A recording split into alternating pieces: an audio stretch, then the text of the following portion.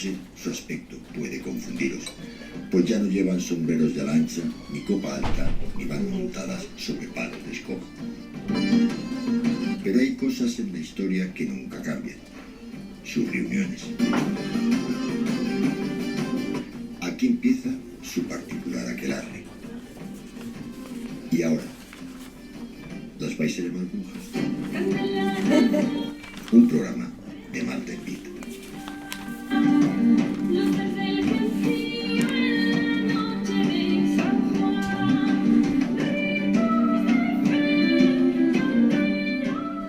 Cargaditas de encantamientos por el poder de los 4 elementos, hechizos traemos. En aquelarre no tienen cabida los miedos ni los malos pensamientos, ni existen aquí los malos augurios. Solo alegría de lo más brujeril, la que destilamos por todos los poros de nuestra piel.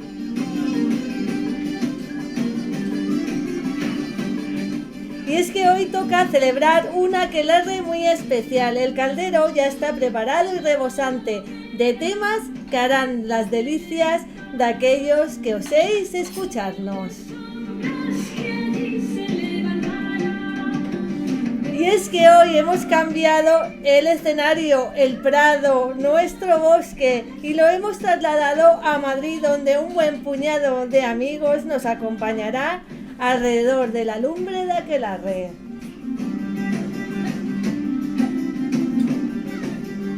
Pero ya sabéis aquello, que no existe un aquelarre sin buena compañía, como la de nuestra querida compañera Sol Blanco Soler, que en esta ocasión nos habla de la llamada interfase y nos explicará muchas de las aventuras que investiga junto al grupo ETA. Os prometemos que no os dejarán indiferentes.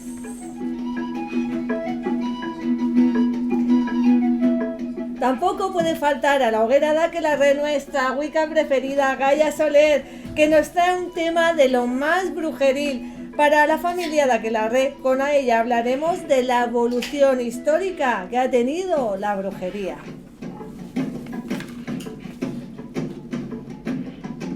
Y como no puede ser de otra manera, nuestro querido maese Juan Ignacio Cuesta nos va hacer viajar hasta la Edad Media para conocer de primera mano la evolución de la música medieval y cómo ha llegado hasta nuestros días.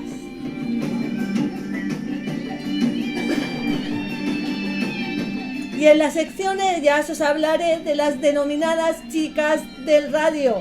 Quizás acabaremos el día soltando alguna lagrimita.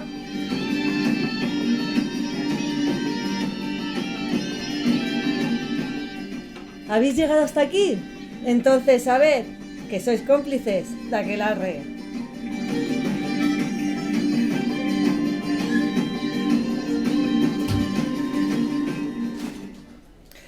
Bueno, bienvenidos todos a este programa especial en directo de aquelarre en el Bar El Negro de Madrid. Vamos a presentar a los compañeros que están aquí en la mesa, pero también a todos aquellos que forman parte de aquelarre y no pueden estar, como es Montserrat George, como es Martillo Fontana y Gemma Fontana. Pero sí tenemos a Sol Blanco Soler, un aplauso muy grande para ella, por favor. A Gaia Soler. Aquí en la dirección que nos habla Malta en Beat y Juan Ignacio Cuesta. Bueno, también agradecer a Rafa Álvarez Negro por hacer posible y también sobre todo a Fede Bravo, que habéis visto que en la falca de inicio es la voz de Fede Bravo. Vamos a darle un aplauso. También a mi hermana, mi queridísima hermana María José Fernández, que no ha podido asistir, pero que la queremos un montonazo. Y, como no, para un aplauso.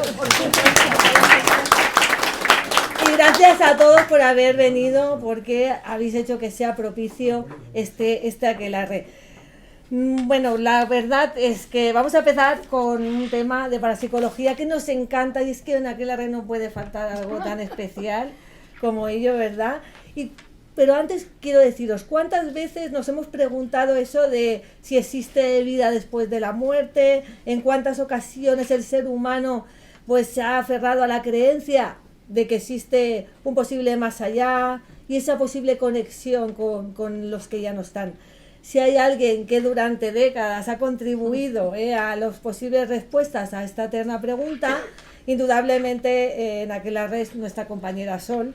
Y en esa edición tan especial, pues nos va a hablar de lo que se llama interfase, ¿verdad, Sol? Y además explicarnos algunos de esos protagonistas de los casos investigados con el grupo ETA. Bienvenida, Sol, de nuevo. Muchísimas gracias y encantada de estar con todos vosotros. Además, Gracias. aquí hoy en el Bar Negro, aquí hay mucho ambientillo. Muchísimo. Estamos súper orgullosos de tanta gente que ha acudido a la llamada de la brujería, aunque... Sí, sí.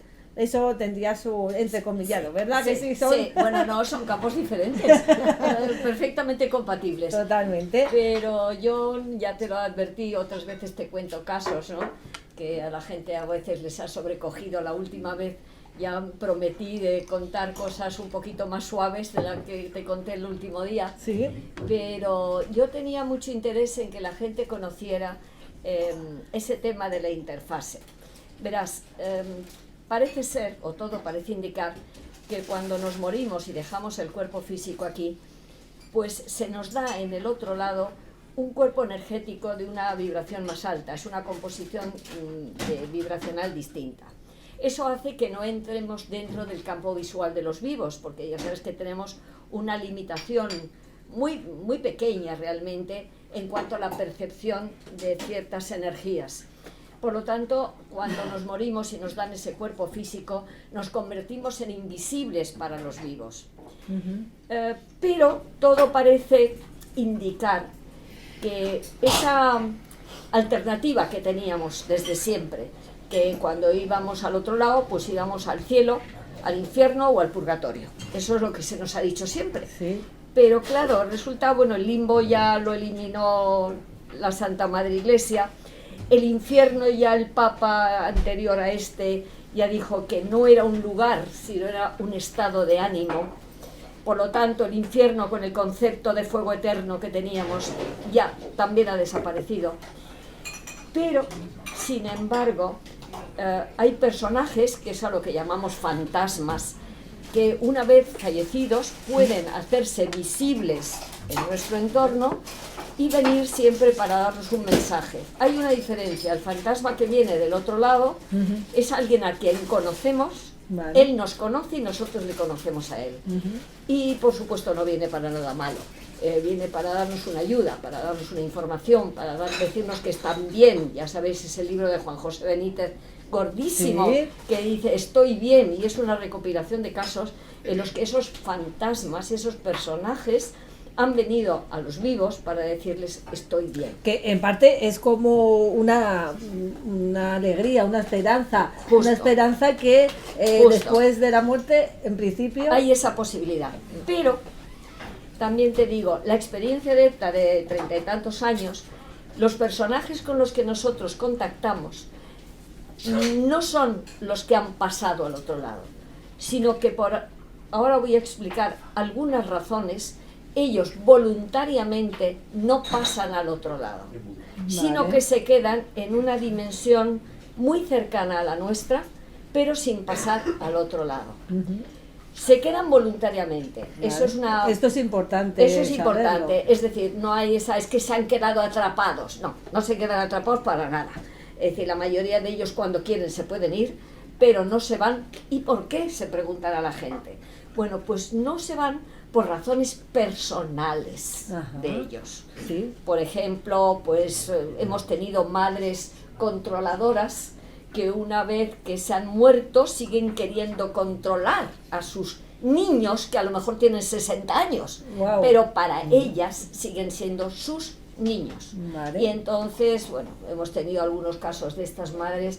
Una la daba masajes a la hija, le ahuyentaba a los novios, era tremenda. Las madres controladoras suelen ser bastante, iba a deciros, negativas, porque con su afán de amor a sus hijos les hacen polvo en la vida de aquí. Sí. Pero ves, es porque ellas quieren seguir protegiendo. Vale. Hay otros que son los celosos, los que dicen, ah, no, pero vamos a ver qué hace mi viuda o mi viudo, a ver qué hacen mis hijos con la herencia. Claro, es como que no cambia el carácter No, hipotéticamente no. cuando Sobre nos todo, hemos ido. Perdona, sobre todo en esa fase seguimos teniendo nuestros problemas, nuestro carácter y a veces unos caracteres muy difíciles, ¿eh? También decir que lo normal es pasar al otro lado sin problemas, Vale. por voluntad o por lo que sea. Pero esos personajes se quedan aquí. Imaginaros, el asesino, hemos tenido también. Bueno, pues lo que pasa es que no quieren pasar al otro lado porque tienen miedo al castigo. Y entonces ellos dicen, ah, no, yo me sigo quedando aquí, porque yo me acuerdo uno que era un criado que había matado a su mujer y que tenía sus razones, ¿eh? No te digo razones para matarla, pero sí ella se había portado canallescamente, y vamos a entendernos con él. Entonces él en un momento de ofuscación pues coge y la mata. Entonces cuando nos llaman a nosotros es porque este señor se había seguido quedando como criado de la casa, le oían subir y bajar la escalera, un día la señora estaba delante de su coqueta cambiándose los pendientes y oye la voz del criado que le dice, señora, ¿quiere usted algo más que antes de que me retire? Claro, la pobre señora que sabía que este señor después de matar a su mujer se había suicidado, pues en la casa además, pues imaginaros la cara de la señora, claro, nos llamó inmediatamente para decir qué pasaba con este personaje. Bueno, pues este nos confesó que es que él creía en la Pachamama, era la diosa madre de algunas culturas latinoamericanas, y entonces pues él decía que no, que él tenía miedo a la Pachamama y que él quería seguir limpiando el polvo, atendiendo a los señores, pero que no quería pasar al otro lado. Os digo esto, que voluntariamente se quedan, ¿eh? Hay muchas razones por las cuales, pero no quiero alargarme en este tema, ¿sí? Porque pues, que os contaría 1000 casos que pudieran ajustarse a estas causas que os digo. Hemos tenido pederastas, hemos tenido asesinos, asesinados, doctoras que siguen aquí en un hospital de Madrid que nos llamaron muy importante, no os digo cuál, no porque los hospitales, deciros que están llenos de gente de este nivel, sí. Porque unos porque no se han dado cuenta que se han muerto, eso es otra de las causas por las que te puedes quedar en esa interfase, porque claro, si tú no crees que hay un más allá, y tú te mueres, y tú te sientes vivo, porque te puedes mover, porque oyes, porque ves, pero sin embargo no sabes dónde estás, porque no admites, no lo has admitido antes, y en ese momento tampoco. No lo aceptas, ¿no? No, es que no lo concibes, y entonces te dicen, es que estoy en un lugar que no entiendo, es que estoy como envuelto en niebla, y no sé salir, y le decimos, pero vete al otro lado, ¿pero qué otro lado? Te dicen, pero qué otro lado, pero te lo dicen así, con esa indignación terrible. O otros dicen, pero que yo voy a estar muerto. Me acuerdo un representante de Pharma que tuvimos y nos decía, pero ¿qué me estáis diciendo? Que digo, vamos a ver, es que dice, no me digas que lo que quieres decirme es que estoy muerto. Digo, pues sí. ¿Qué quieres que te diga? Porque claro, yo hablo con Aldo, incorpora, es medium, pero claro, alguien tiene que mantener el diálogo con el fallecido, entonces me toca a mí entablar esa conversación, que he aprendido un montón de psicología y de todo lo que os podéis imaginar, claro, porque claro, cuando una persona está muy, ¿cómo te dirás?, se deja guiar, pues es muy fácil, pero claro, cuando se emperran, yo que voy a estar muerto. Bueno, uno me dijo, pero si es que me acabas de ver, yo tuve un flash, se lo dije a Aldo, muy canallita, no me dijo nada, en vez de decirme, Sol, pues sí, lo que estoy viendo yo en este momento lo has visto tú en un flash. Y claro, cuando incorpora al fallecido, le dice, pero vamos a ver, ¿cómo voy a estar muerto si me has visto hace un momento? Yo me quedé, imaginaros yo que no soy sensitiva, es decir, claro, luego Aldo se reía de mí, como no os podéis ni imaginar, vamos. Claro, ya sabía yo que lo que veías era bien, digo, hombre, pero me lo podías haber dicho en el momento y no esperar a que me lo dijera el muerto de que él estaba vivo porque yo le había visto. Claro. Bueno, en fin, digo de anécdotas de estas, pues os podría estar contando toda la tarde, pero como quiero limitarme a un tiempo que tú, Marta, me has dado, no me atrevo a extenderme demasiado. Pero sí deciros que existe esa interfase que siempre nuestra situación en ella es voluntaria, nunca es esto, que una vez que contactamos con ellos tardamos más o menos. Mira, el otro día tuvimos un caso de una señora que se había quedado en una tienda de modas en pleno centro de Madrid. No os digo el sitio porque a lo mejor si entréis en esa tienda, pues a lo mejor los dueños no quieren que yo diga cuál es, pero en un sitio central, muy céntrico de Madrid. Y esta pobre señora, pues su marido, ella era vasca, de San Sebastián, se había quedado en esa tienda porque le gustaba mucho la ropa, daros cuenta la mentalidad, ¿eh? Y entonces le decimos, oye, pero había muerto ella dice que estaba en el año 1962, claro. Wow. Y le dijimos, pues nosotros estamos en el 2025. Digo, ya han pasado. Dice, no, si yo tengo 70 y tantos años, pero estoy de muy buen verde. Es que es un diálogo de besugos a veces lo que hablas con ellos, porque ellos están en una época, en unas circunstancias totalmente distintas, que además no lo han entendido, ¿no? Y le digo, bueno, oye, porque tu marido se llamaba Iñaki, ¿por qué no te vas? Dice, deja, yo me voy a ir con Iñaki. Dice, yo que me lo estoy pasando muy bien. Y yo decía, para mí, pues el Iñaki no debía de ser muy ameno como para que esta no se quiera ir con el marido al más allá. ¿Sabes lo que quiero decirte? Es decir, los personajes son siempre entrañables, tienen sus problemas, algunos tienen problemas más gordos que otros, pero siempre ¿cómo te diré yo? Les encauzas porque terminan, tú tienes que sugerirles. Primero, si creen que alguien del otro lado puede venir a por ellos y ayudarles en el tránsito, fenomenal, porque hay veces que vienen, pero hay otras veces que no. Y entonces tienes que empezar a sugerirles, porque es un problema de sugestión. Pues es simbólico.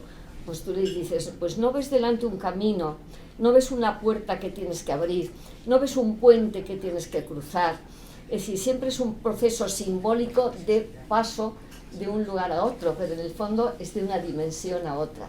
Haceros la idea esa. El espacio-tiempo ahí es distinto, por lo tanto no les puedes hablar de puntos de referencia espacio-temporales, porque allí son distintas las leyes físicas. En fin, vas aprendiendo una serie de cosas de esto, pero bueno, no sé si tú quieres hacerme alguna pregunta concreta sobre este tema o algo. Sí, está muy bien que planteemos el tema como que están en un limbo, no es el limbo exactamente, sino es esa interfase, sí. Pero realmente siempre así es tan fácil. ¿No os habéis encontrado un caso súper complicado que digáis, es que no se quiere ir? Sí, hace 2 días y les hemos dejado los dos. Uno era un jardinero que había trabajado en el solar donde ahora hay algo que tampoco os puedo decir. Había una casa solariega de unos dueños que lo vendieron, el solar con el chalet ese grande. Entonces este señor era el jardinero que habían tenido estos señores, pero volvemos a lo mismo, no se quería ir porque no sabía cómo era el otro lado, y que como esto lo conocía, que por qué se iba a ir si se lo pasaba muy bien con las plantas. Pero deciros, el nivel era un troglodita. Es decir, no tenía formación ninguna, no tenía luces, para entendernos, ninguna, y al final no pudimos convencerle de que aquello era mejor y que su finalidad era pasar. Entonces les dijimos a los actuales que nos llamaron, dijimos, bueno, ya sabéis, se llama Venancio, es el antiguo jardinero, y si le veis pululando por aquí, pues hacerle caso, porque él decía que a veces tocaba a la gente de la limpieza y eso, para que le hicieran caso, porque claro, es que nadie le veía y nadie le hacía caso, y eso es lo que le tenía frustrado totalmente. Y luego hemos tenido casos como una doctora en un hospital muy importante de Madrid, que nos llamaron también porque la veían siempre con su bata blanca al pie de un ascensor, que contactamos con otros enfermos muy graciosos, muchos de ellos, pero deciros que los hospitales están así, de estas personas en la interfase, y que al final dijimos, bueno, pero lo que hemos venido aquí es para contactar con esta doctora que está al pie de este ascensor en la parte administrativa, ¿sabes? Bueno, pues fijaros 2 casualidades. Una que por fin ya se dio a conocer y dijo que es que ella tenía la misión de ayudar a los que se morían del hospital a ayudarles al tránsito. por supuesto la dejamos, porque ella dijo que es que ella tenía la misión que había elegido de seguir ayudando en el hospital a la gente que se moría precisamente al paso con el otro lado. Pero lo curioso, que nos enteramos después, es que en el ascensor donde ella estaba, en la puerta del ascensor, es el ascensor que daba al tanatorio del hospital, que nosotros no lo sabíamos. Es decir, que ella estaba a medio camino, ¿os dais cuenta? Entre la cama del enfermo donde moría o tal, al tanatorio donde los dejaban, y estaba esta doctora para recogerles y llevarles al otro lado. Os digo esto para que veas... Es que es muy curioso, porque precisamente yo te iba a preguntar que si no te habías encontrado nunca con alguna figura del psicopompo, es decir, de esas personas que están ayudando al tránsito. Pero claro, la acabas de decir perfectamente, Sí, de que, es que esta doctora estaba haciendo de psicopompo, bueno, que estaba ayudándoles. Pero también os digo, es muy frecuente, yo eso sí lo he estudiado durante 3 años, es decir, los que sean médicos, no sé si aquí habrá, creo que hay alguno que otro por aquí, pero que tienen que tener claro contacto con personas terminales. Deciros que yo en mi familia ya tengo 2 de personas que cuando les faltan 24 o 48 horas para morir, empiezan a contarte que ven a los pies de la cama, ya sea el marido, la mujer, algún padre, alguna madre, y que los vivos consideran que es que ese enfermo ha perdido ya la cabeza. No es verdad, lo está viendo. Y calcular, yo ya lo tengo calculado, mi marido era médico, y cuando yo venía, me acuerdo el último caso de la familia, que era una prima mía, voy a verla y tenía un problema muy grave de corazón, y bueno, pues la empiezo a hablar, la veo un poco como medio dormida, dice, es que cada vez que cierro los ojos veo aquí a mis padres. Ella era soltera y sus padres, por supuesto, estaban en el otro lado. Y entonces yo a mí eso me dio muy mala impresión, y cuando yo llegué a casa, como yo siempre le contaba las cosas a mi marido, que le daban terror estas cosas, y se me decía que es que no me gustaban, pero lo que le daba era terror. Entonces, pues yo le dije, pues mira, vengo de ver a mi prima, dentro de 24 horas se muere. Ya estás tú con tus cosas, es absurdo, no sé qué. Bueno, a las 8 de la mañana me estaban llamando de que se había muerto. Os digo esto, que si alguna vez en conocidos, en familia, en algo, os comentan esto, que se lo creáis. Vienen a ayudarles. Eso es un síntoma clarísimo. Bueno, Y yo quería hacerte otra pregunta. Bueno, aparte de comentar un poco el caso de que lo que tú dices es totalmente cierto, porque yo tengo un amigo, bueno, un compañero de trabajo que es muy perceptivo, y cuando su padre se estaba muriendo, que ya le habían sedado, ya le quedaban pocas horas, él estaba viendo a su madre. Pero es que lo gracioso es que él, mi compañero, también la vio. claro, Es decir, que a veces también no solo la persona que va a fallecer, sino los familiares que están acompañándole, también en ese momento pueden ver a esos familiares que van a recoger a la persona que va a fallecer. Depende un poco de la circunstancia. E incluso hay veces que esas familias ven la habitación que se llena de luz, por ejemplo.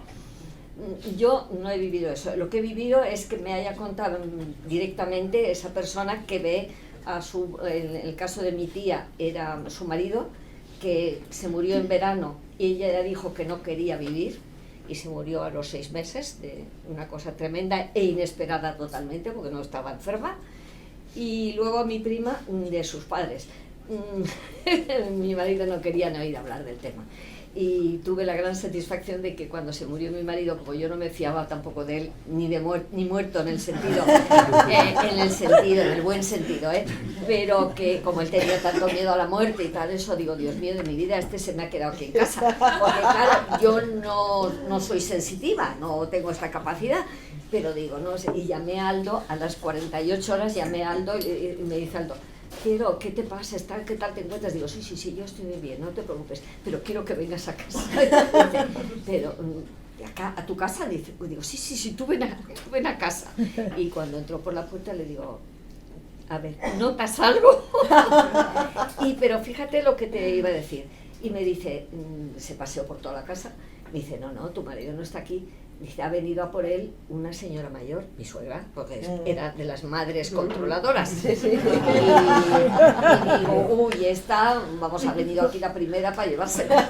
¿Sabes lo que quiero decirte? Que él no murió en casa, murió en el hospital, pero te quiero decir que ya sabéis que aunque mueran en el hospital, tú la querencia que tienes es volver a tu entorno, a tu hogar, a tu casa.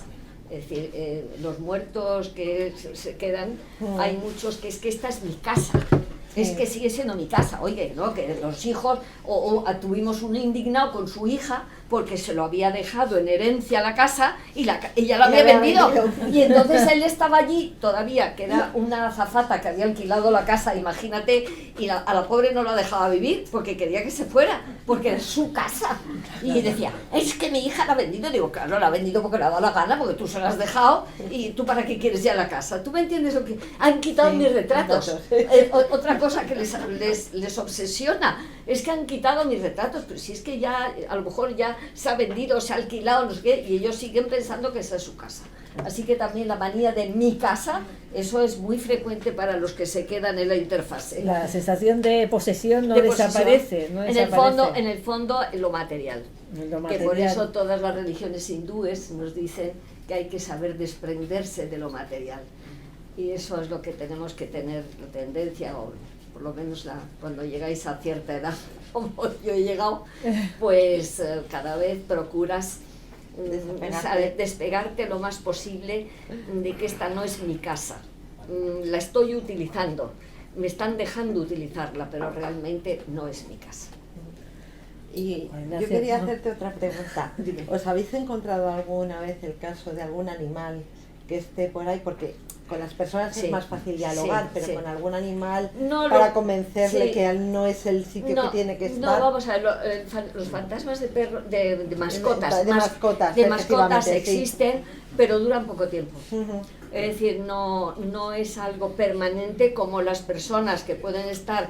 Oye, uno que hemos tenido hace 2 años o así, fue un judío de la época de Isabel II, que estaba en 1500, bueno, cuando la Isabel la Católica entró en Granada, no te digo más que eso. Y hablaba de, bueno, a Piedi, como es rubia, con ojos azules, tiene ojos azules, y ella graba todo, ¿no? Y la insultaba porque decía que tú con los ojos azules eres una espía de la Isabel, decía. Porque claro, la Isabel estaba en Santa Fe a punto de entrar en Granada, ¿me entendéis? Y entonces yo decía, pero y al pobre José Luis Alfísico, que es andaluz, y claro, es un poco moreno, ¿no? Decía que era espía de los moros. Y yo digo, vamos a ver, espía de los moros, espía de Isabel la Católica. Y tú no me hables así de frente, me decía a mí, indignado. Y digo, pero te hablo como me sale de las narices, pero bueno, digo, pero tú no ves en la época que estamos, ¿tú crees que estamos? Pues te quejarás de mi traje verde que llevo, me decía. Porque llevaba un traje largo de esos de terciopelo verde, porque algo me había dicho que llevaba un traje largo de terciopelo verde. Y digo, pues hombre, el verde me gusta, pero tú te lavas alguna vez, le dije yo, para ver si se daba cuenta de que es que estaba muerto, porque él seguía diciendo que el palacio era suyo y que nos fuéramos, que éramos todos unos espías de esos que están ahí a la puerta. Pero bueno, qué bueno la naturalidad, cómo se relaciona la vida y la muerte. Pero es que ellos en ese momento, cuando ellos te hablan, son tan naturales como estando en vida. ¿Sabes lo que quiere decirte? Con su carácter, con su soberbia, con su orgullo, con sus problemas, que en el fondo esos problemas son los que les tienen, ¿cómo te diría yo? Como anclados, ¿no? Anclados aquí, pero voluntariamente, ¿eh? Porque ellos en cuanto piden ayuda se les da y pasan al otro lado. No es un problema de que estén atascados, de que estén atrapados, como hay gente que dice, mentira absoluta. Ellos están porque quieren, porque tienen sus justificaciones, claro, que son erróneas, pero son justificaciones. Mira, Sol, que te dice... Sí, te voy a contar un caso que, a ver qué opinas tú de él. Creo que mucha de la gente que está por aquí sabe que yo tengo una finca en un pueblo de Madrid. Sí. Bien, pues en el entorno de esa finca, en toda la zona que corresponde a este pueblo, hay una casa que la llamamos la Casa del Lobo. La Casa del Lobo. Y yo fui allí a investigar a ver cómo era la Casa del Lobo. Entonces, la historia oficial es que el lobo vivía allí prácticamente en plan anacoreta, rodeado de perros y de ovejas. Pero un día la hija le llamaba, la hija se acercó por allí, nada, no contestaba, total, que estaba muerto, fue la Guardia Civil, levantó el atestado, se le llevaron y le enterraron. Y yo volví después a la casa del lobo, que apenas es un cuchitrín de 2 habitaciones, donde en una estaban los perros y estaba el ganado, y en otra era donde vivía él, pero casi en plan anacoreta. Y entonces empecé a grabar con una cámara deportiva, estas tipo Aero, dentro de la casa y tal, por ver qué salía y tal. Estuve grabando, evidentemente yo no escuché nada. Pero cuando bajé allí donde me fica, donde tengo el ordenador y todas estas cosas y tal, pasé la grabación y entonces hay un momento en la grabación, evidentemente yo no vi a nadie, en la que se escucha la grabación muy claramente, se escucha. ¿Hay alguien aquí? Yo digo, pregunto y tal, y dice, ¡lárgate! Sí. Wow. Bien. ¿Qué opinas de eso? Pues opino varias cosas, perdóname. Vamos a ver, la psicofonía es un fenómeno paranormal. Sí, es un fenómeno paranormal. Porque dicen que graban, digamos, voces de personas muertas. Pero también no hay que olvidar que lo que se puede grabar es la impregnación. Claro. ¿Me entiendes? Yo, ya sabes que llevo muchos años en estos temas y la experiencia que tengo es que si tú vas a Belchite, tú sigues grabando los sonidos de los bombardeos, de las cosas. Es decir, eso no existe ya. Sin embargo, tú sigues grabando esos sonidos que tú no los oyes porque tienen una ¿cómo se llama? Una frecuencia diferente, baja, sí. pero los aparatos sí lo graban. Entonces puede ser, o bien, si tú hubieras grabado, fíjate, el ruido de las ovejas, el ruido incluso del lobo o del ganado que él tuviera allí, te hubiera podido decir, es una impregnación, porque eso ya no existe allí. El que te dijera lárgate, a lo mejor es que él sigue allí, porque era su lugar, su casa, Sí, bueno, su yo posesión. he pensado que Y efectivamente... él te dijera a ti, lárgate porque les molestamos. Mira, tuvimos una fantasma en un palacete del norte de España, que era una señora francesa, que decía que ella iba solo en invierno porque en verano la casa se llenaba de niños que le molestaban. Te digo de verdad, se llamaba Germaine, no se me olvidará en la vida. Entonces, ¿sabes lo que digo? Puede que la presencia tuya le molestara. Él estaba acostumbrado No, a estar en estoy su casa. completamente convencido de ello. Además, Por eso te luego digo- averigué detalles de su vida y era una persona de bastante mal carácter. ¿Ves? Es decir, que puede que aunque tú no le vieras, a lo mejor él estaba allí.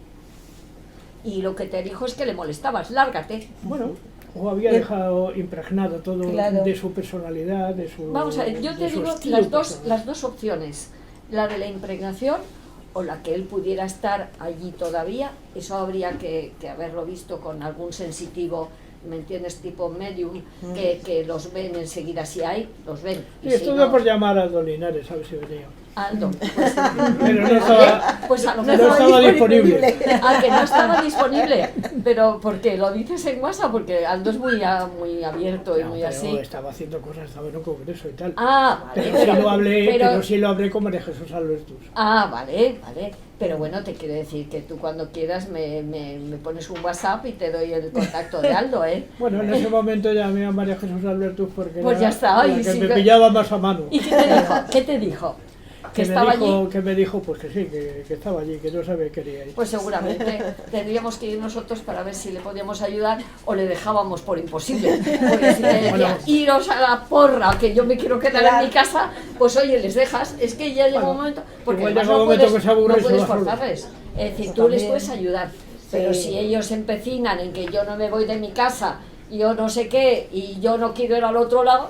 Mira, este que te digo de la Pachamama que mató a su mujer y que luego se suicidó, tuvimos que, para convencerle, organizar una procesión a la Pachamama para hacerle creer. Me acuerdo, pero como que ya sabes que, claro, iban con hachones encendidos de coco, el puro, porque la Pachamama fumaba un puro espantoso. Me acuerdo que estaba Daniel Chumillas entonces de Medium, y el pobre no fuma, pero le hicimos encender un puro para hacer la procesión por toda la casa, hasta donde había ocurrido el asesinato, en la parte de la cocina. Y todos allí con velas, todos haciendo así a la Pachamama, y yo digo, pero aquí estamos haciendo el ridículo. O sea, bueno, pues a él, encantado, el muerto, en medio de la procesión, porque decía Daniel, si está aquí con nosotros, digo, pues nada, que siga con nosotros, y nos lo llevamos a la Pachamama, oye. Prácticamente le habéis dado material de trabajo a Stephen King para escribir cosas como El Resplandor, por ejemplo. Claro, pero te quiero decir que esto... que yo, vamos a ver, yo no pretendo nunca convencer a nadie, yo os cuento mis experiencias, y mis experiencias os puedo asegurar que a veces son totalmente surrealistas, pero es que luego se confirman, a ver, la identidad de los personajes. Si son personajes así conocidos, pues te metes en Google o en esto, tuvimos al pederasta este famoso, que ese sí que era un ser con un interior negro, oye. Aldo se puso malísimo al incorporarlo. Era un hombre era un cura que había estado con la responsabilidad de una residencia de estudiantes y que gritando nos dijo: no me quiero ir porque me los voy a encontrar a ellos allí. Es decir, que él tenía miedo de ir al otro lado, no al castigo divino, sino a encontrarse con los niños a los que había sometido. De los que había abusado. Claro, él tenía más miedo, y entonces nosotros le empezamos a hacer todo un lavado de cerebro. Tú al que tienes que pedir perdón es a esos niños, y tú que eres religioso. Ese es un problema que tiene la Iglesia. Pero yo te cuento lo que, bueno, al final, gritando, pidiéndonos perdón, gritando, conseguimos que se fuera. Pero el miedo que tenía él eran los niños. Y bajo tu experiencia, tantos años investigando, viendo, conociendo, incluso al final uno se vuelve psicólogo, ¿verdad? Cuando se encuentra con tanta gente, ¿a qué conclusiones llegas cuando al final nos morimos? ¿A qué conclusión llegas? ¿Dónde vamos? Bueno, es que eso sería para otra media hora, Marta, para decirte, porque tengo incluso un libro escrito. Claro, ¿cómo se llama? Crónicas del Más Allá. ¿Cómo se llama? Crónicas del Más Allá, en que ahí explico, no yo, sino a través de todas las comunicaciones que se han ido recibiendo, y tenéis todas las fichas, digamos, de dónde lo he cogido. 3 años tardé en hacer fichas de los distintos libros. Fíjate, para contaros qué nos pasa cuando nos morimos. Fíjate qué cosa más curiosa. Mi abuelo, Agapito Millán, que vivió en San Lorenzo del Escorial, donde era carpintero, aunque él era oriundo de Zarzalejo, pero ya se fue de carpintero al Escorial para trabajar por el ayuntamiento. Y sus hijos uno de sus hijos entró de carpintero del monasterio del Escorial y tal. Bueno, pues este abuelo mío, que murió cuando yo tenía 13 años en un accidente en Alcalá de Henares, porque el hombre no había salido en su vida del pueblo, y de repente fue una excursión que iban al pantano entre peñas, y en Alcalá de Henares se pararon para entrar a hacer sus necesidades en un bar. Y este hombre, como no había salido nunca de su pueblo, era ignorante de los peligros, entonces cruzó por el mal sitio y se lo llevó un sitiante. Bueno, yo tenía 13 años entonces. ¿Tú quieres creer que cuando yo estoy en dificultades con la espeleología o con la montaña y tal, todavía mi abuelo me está echando una mano? Te lo creo. Mi padre lleva 37 años muerto y me sigue echando manos. ¿Es que le noto ahí? Claro que sí. Claro que sí. ¿Lo notas? Claro que sí. No, Y enhorabuena, porque eso es un privilegio tener esa Además, toda la ayuda. Sabiduría que él tenía, que él no era un hombre letrado, pero era sabio. Claro que sí. Y me la transmitió, y bueno, pues yo soy en parte su obra. En Zarzalejo tuvimos un caso. ¿Ah, sí? Sí. Era curioso, era un abuelo que estaba al lado del fuego sentado y le veían, y es porque había venido a recoger a su hijo cuando iba a morir, y fíjate, y nosotros dijimos, pero qué raro, pero está aquí este señor. Y la madre, la mujer, vamos, la nuera, se echó a llorar y dijo, es que le acaban de diagnosticar de un cáncer a mi marido.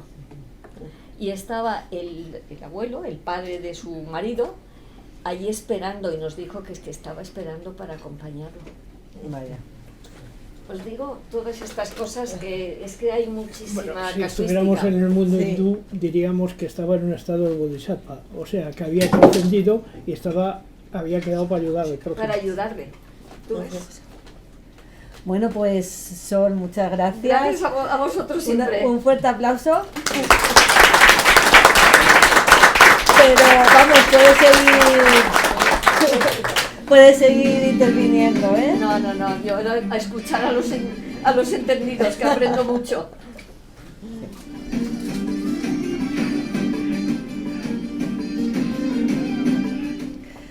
Conocemos el término brujería como un conjunto de prácticas, creencias y conocimientos asociados al uso de los poderes mágicos o sobrenaturales, los cuales pueden influir en el entorno o en las personas. Es por ello que se pierde en la noche de los tiempos el concepto de lo que llamamos magia, y con ella las personas que durante siglos la han practicado en diferentes formas. Pero ¿cómo ha evolucionado? ¿Lo habéis planteado alguna vez? ¿Cómo es hoy en día esa magia? Por ello que hemos decidido y querido que nuestra compañera Gaia Soler nos hable del arte y la evolución de la brujería. Gaia Soler, brujita. Muy buenas. Bueno, Gaia, muchas civilizaciones antiguas estaban muy ligadas al concepto de lo mágico, pero no solamente en creencias, sino también en la práctica, ¿no es así? Sí, realmente, vamos a ver, podríamos hablar desde que el ser humano toma conciencia de sí mismo, está vinculado con la magia. Ajá. Entre otras cosas porque yo hay una de las cosas de la definición que has dado que no estoy de acuerdo. Ah. Vaya. No estoy de acuerdo porque no entiendo nada que haya sobrenatural. O sea, todo forma parte de la naturaleza, como nos ha hablado de hay otros planos, hay otras realidades, pero son naturales también, no están ni por encima ni por debajo, simplemente Bueno, es un concepto que tenemos. Es un concepto que se utiliza, ¿verdad? Pero para poder entender la concepción de los pueblos primitivos con la magia, hay que entender que para ellos ese otro lado era tan real y lo tenían tan presente y tan interiorizado como nosotros tenemos este plano. Vale. Ellos interactuaban, entendían perfectamente que en el otro lado estaba el mundo de los espíritus o el mundo de lo no manifestado, que luego podría manifestarse, pasar a nuestro plano. Por tanto, trabajaban con las dos dimensiones. No existía una dualidad o una separación. De hecho, pues cuando había ceremonias que hacían, ellos pedían ayuda a los otros planos para manifestar. Vale. Y la magia es tan ancestral que la tenemos pintada en las cuevas, es decir, todas las pinturas que tenemos realmente era una forma de utilizar lo que llamamos magia simpática, que es crear una realidad primero en el mundo mágico para luego traerlo al mundo físico. Es decir, ellos proyectaban lo que querían que ocurriera en las ceremonias mágicas en el mundo de los espíritus para materializarlo aquí, bien era la caza, bien fuera el hacer que las cosechas pues fructificaran y crecieran en alto. Por tanto, lo que es la magia en sí ha estado impregnada y de hecho lo hacemos diario. Yo me acuerdo mucho de Manuel cuando dice que es verdad que seguimos pensando mágicamente cuando tienes el mando a distancia y le das al botoncito y resulta que el botoncito no hace lo que tú quieres y le vuelves a dar el botoncito hasta que dices, bueno, vamos a pensar a ver si son las pilas o es que tengo apagado el aparato, pero el acto mágico, que es decir, yo sé que hago un acto y se produce un efecto, seguimos teniéndolo hoy en día, porque claro, nadie pensamos que el mando a distancia está emitiendo una onda o está actuando. No, pensamos que yo aprieto el botón y se enciende la lucecita, claro, o se enciende el televisor, claro, o lo que vayamos. Realmente funciona por rayos infrarrojos. Efectivamente, pero Eso no lo piensas, tú piensas, ese botoncito se enciende la tele. Claro. O cambio de canal. Mi madre pensaba, cuando escuchaba la radio, decía, ¿cómo cabe tanta gente en este traste?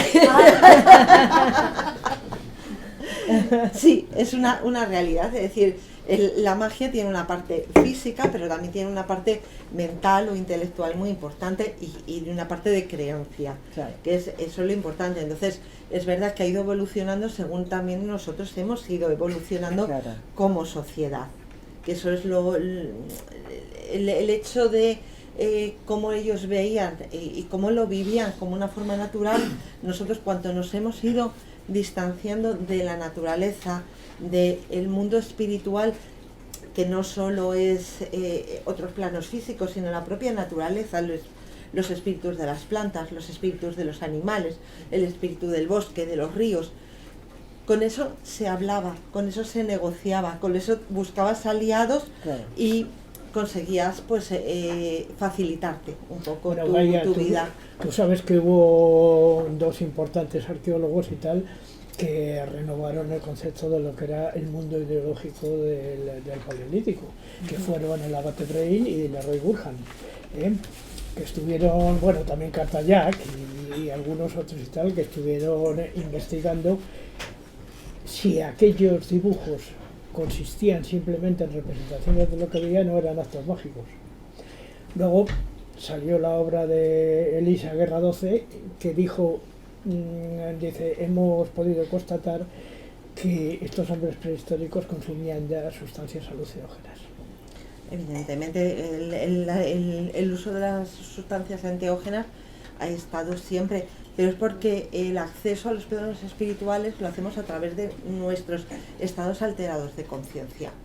Entonces, ¿cómo consigues un estado alterado de conciencia? Bien a través de la danza, bien a través del ritmo de los tambores o de la música, bien a través de sustancias enteógenas. El Kikeón del Electeion, recuérdalo, en el Eusis. Es decir, hay muchas formas de llegar a esos estados alterados de conciencia que nos permite entrar en contacto con esos otros planos que normalmente no lo hacemos cuando estamos en un estado normal. Es decir, cuando estás pensando en el trabajo, contactar con el otro lado es difícil, de verdad, es imposible. Gaia, eso Yo me requiere asombro. una iniciación Claro. por parte de un maestro, si Claro. no Eso funciona. requiere trabajo, requiere entrenamiento también, pero a veces también como diría, potenciar nuestras propias capacidades, porque en todo el mundo tenemos esas capacidades de una manera innata, unos más y otros menos. Como yo digo, por ejemplo, todo el mundo tenemos la capacidad de cantar, no todos cantamos como la Caballé, Uy, como tenga que cantar yo. pero cantas, Bueno, desafinado como yo, pero cantamos. Ya. Todo el mundo tiene la capacidad de correr, pero nadie, solo Carl Lewis corre como Carl Lewis, ¿no? Es decir, las capacidades las tenemos todos. Lo que pasa es que hay personas que las trabajan, las desarrollan, las cultivan, y hay otras personas pues que a lo mejor no. Y luego depende también pues del talento natural que tiene cada uno para ciertas cosas. Pero Te iba a hacer un pequeñísimo inciso de que, vamos a ver, las capacidades, te lo digo porque es que yo contesto la página web del grupo y me trae loca, desde luego, pero me trae loca porque lo mismo me cuentan esquizofrénicos que tienen unas experiencias y es muy difícil contestar a ese enfermo diciéndole que todo lo que siente es un producto de su enfermedad y no de una capacidad paranormal que tienen, porque no es fácil, pero mi pregunta era, todas esas prácticas mágicas del hombre antiguo, ya, pongámonos en la época que sea, yo creo que supongo que la articulación de esas prácticas ha variado mucho con los avances de la ciencia. claro. Porque claro, la ciencia realmente es la que va quitando velos a los misterios. Sí, es decir, el rayo, el trueno, pues eran que los dioses se enfadaban. Claro. Y claro, cuando luego hemos conocido los mecanismos naturales, eso ha dejado de ser un Claro, misterio. los ataques epilépticos, una Claro, posesión era posesiones demoníaca, diabólicas. por ejemplo, claro. Entonces, pregunto tú como Sí. experta a mí me encanta la palabra Wicca, me encanta. Más que la bruja, me gusta la Wicca. Es una palabra más nueva. habrá cambiado la articulación de las prácticas y de las incluso creencias de la Wicca, de la bruja antigua con la Wicca moderna. Sí, por supuesto que en eso ha cambiado, porque ha cambiado la persona. Es decir, bueno, los conocimientos también de las personas. Evidentemente, nosotros sabemos que cuando hablamos de ciertas cosas, lo que estamos hablando es de mitos. Es decir, la mitología es una forma de explicar la realidad de una manera poética que nos llega a lo más profundo de nuestra psique, es decir, a nuestro inconsciente, nos despierta y nos conecta pues con ese inconsciente colectivo, ¿no? Yeah. La única diferencia es que nosotros sabemos que eso es así y quizás en aquellos tiempos no tenían esa palabra. Tú no sabes qué alegría me das con esas palabras de aclaración que me estás dando, porque cuando hoy hablas de una bruja, enseguida te la ves con el aquelarre, ¿sabes lo que quiero decirte? Bueno. Y no se debería de llamar ni Wicca siquiera, porque lo que tenéis son unas capacidades, ¿sabes lo que digo? Extrasensoriales, llámalos como quieras, que las aplicáis a un tipo de rituales que a lo mejor otra persona con esa capacidad lo utiliza de otra manera. Pero no en un lugar cualquiera, porque no olvides que aquelarre etimológicamente significa el prado del cabrón. Claro. Entonces, eso hay una cierta pero relación. es una época. Claro, una época. Y era un mundo de creencias que justificaban, bueno, el demonio.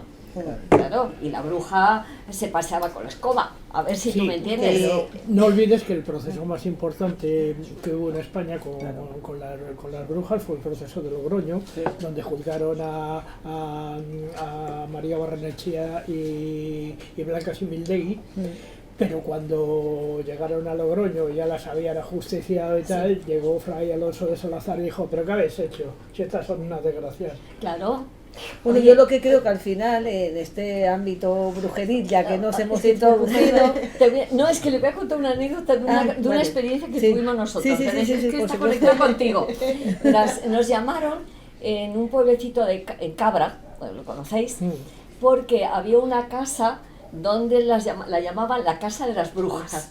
Bueno, y entonces, bueno, pues fuimos allí, fue muy divertido, porque lo que descubrimos es que lo que llamaban brujas en el siglo XVI, en aquella época, en Cabra, eran prostitutas. Era una casa de prostitutas. Pero fijaros lo que hacían las prostitutas.